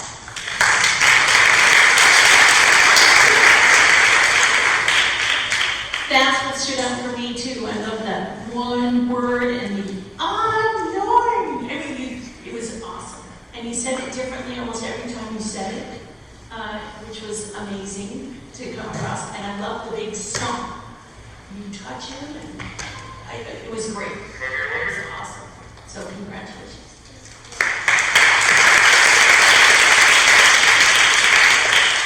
I think you did an amazing job using your voice to really tell the story. You did great pauses, really accentuating some words and other words going back real quickly. So I think that you did a really, really great job with that.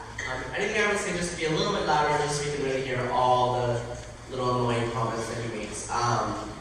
But overall, I think I did a really great job putting the story across. So good job.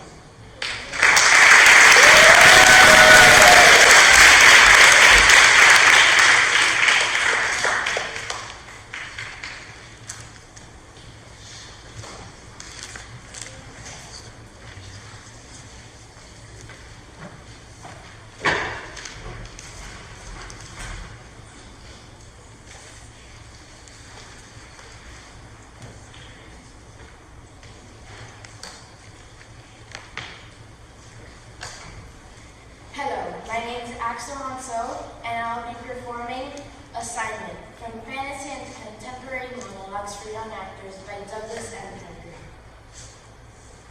Well, as you know, Mr. Patterson told us we had to write an 100-word essay about something we did this weekend. So, here goes. My Boring Trip to the Thompson Valley Supermarket by Alex Clement. This weekend, I was sitting around the house, having a really good time watching TV, when my mom came in and said I had to go with her to the supermarket. So we drove all the way to Thompson Valley, and when we finally got inside the supermarket, we went right to aisle 7, which is where they keep our cereal. And I said, "Can we get some Fruit Loops?" But my mom said we couldn't because they have too much sugar. So I said, "Well, you're the one who's always telling me I need to be sweeter." But she didn't think that was funny. So we got raisin bread instead. Then we got some milk, and some chicken, and some vegetables, and some Hot Pockets. And then she asked me if I wanted anything special. And I said, "Yeah, the last 20 minutes of my life back." And so we just paid and went home. Fortunately, I had remembered to record the rest of my TV show, so I got to see the end of it. Anyway.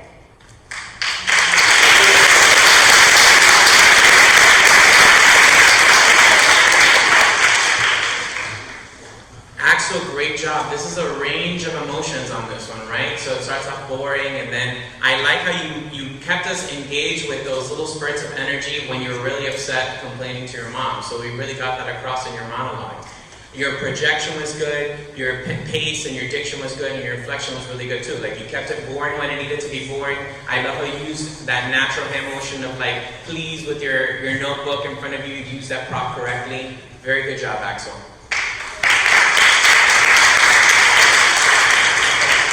My favorite line was the sweeter. I loved that the best, and you pulled it off really well. I think if I had been your mother, I may have said, "Go to the car." Okay, but you pulled it off really well. It was very good.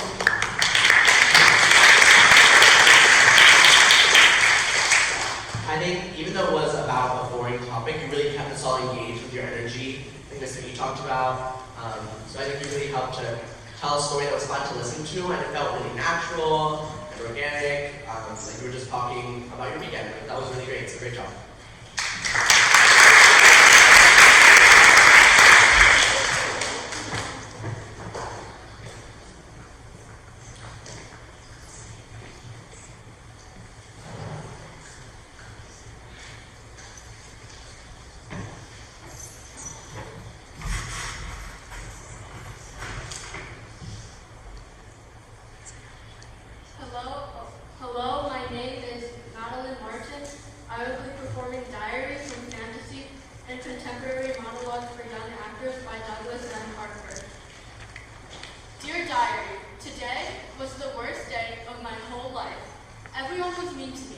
At recess, I stepped in a puddle in my brand new sneakers.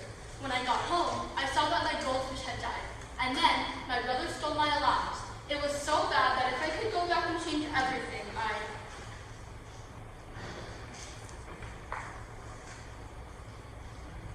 Dear Diary, today was the best day of my whole life. Everyone was really, really nice to me because they liked me so much. At recess, I stepped in a puddle of diamonds and rubies in my brand new sneakers, which everyone said were the best sneakers ever. When I got home, I saw that my goldfish had died. After being abducted by aliens. And then my brother stole my allowance, but he got caught by mom and dad, and they told him that they were ashamed of him and to go to his room and not to come out until he was as fun, smart, and likable as me. The end.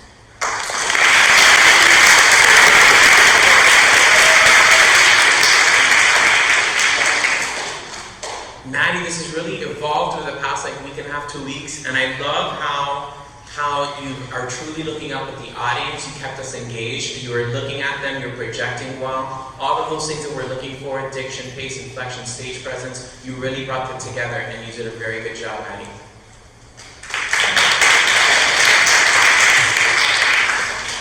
I agree with Mr. E, and I also, the part that I liked the best was when you paused, when you were talking about your goldfish dying, and came up with the idea that they were abducted by aliens. So that pause was fantastic, because it's hard to pause and wait when you're saying a monologue.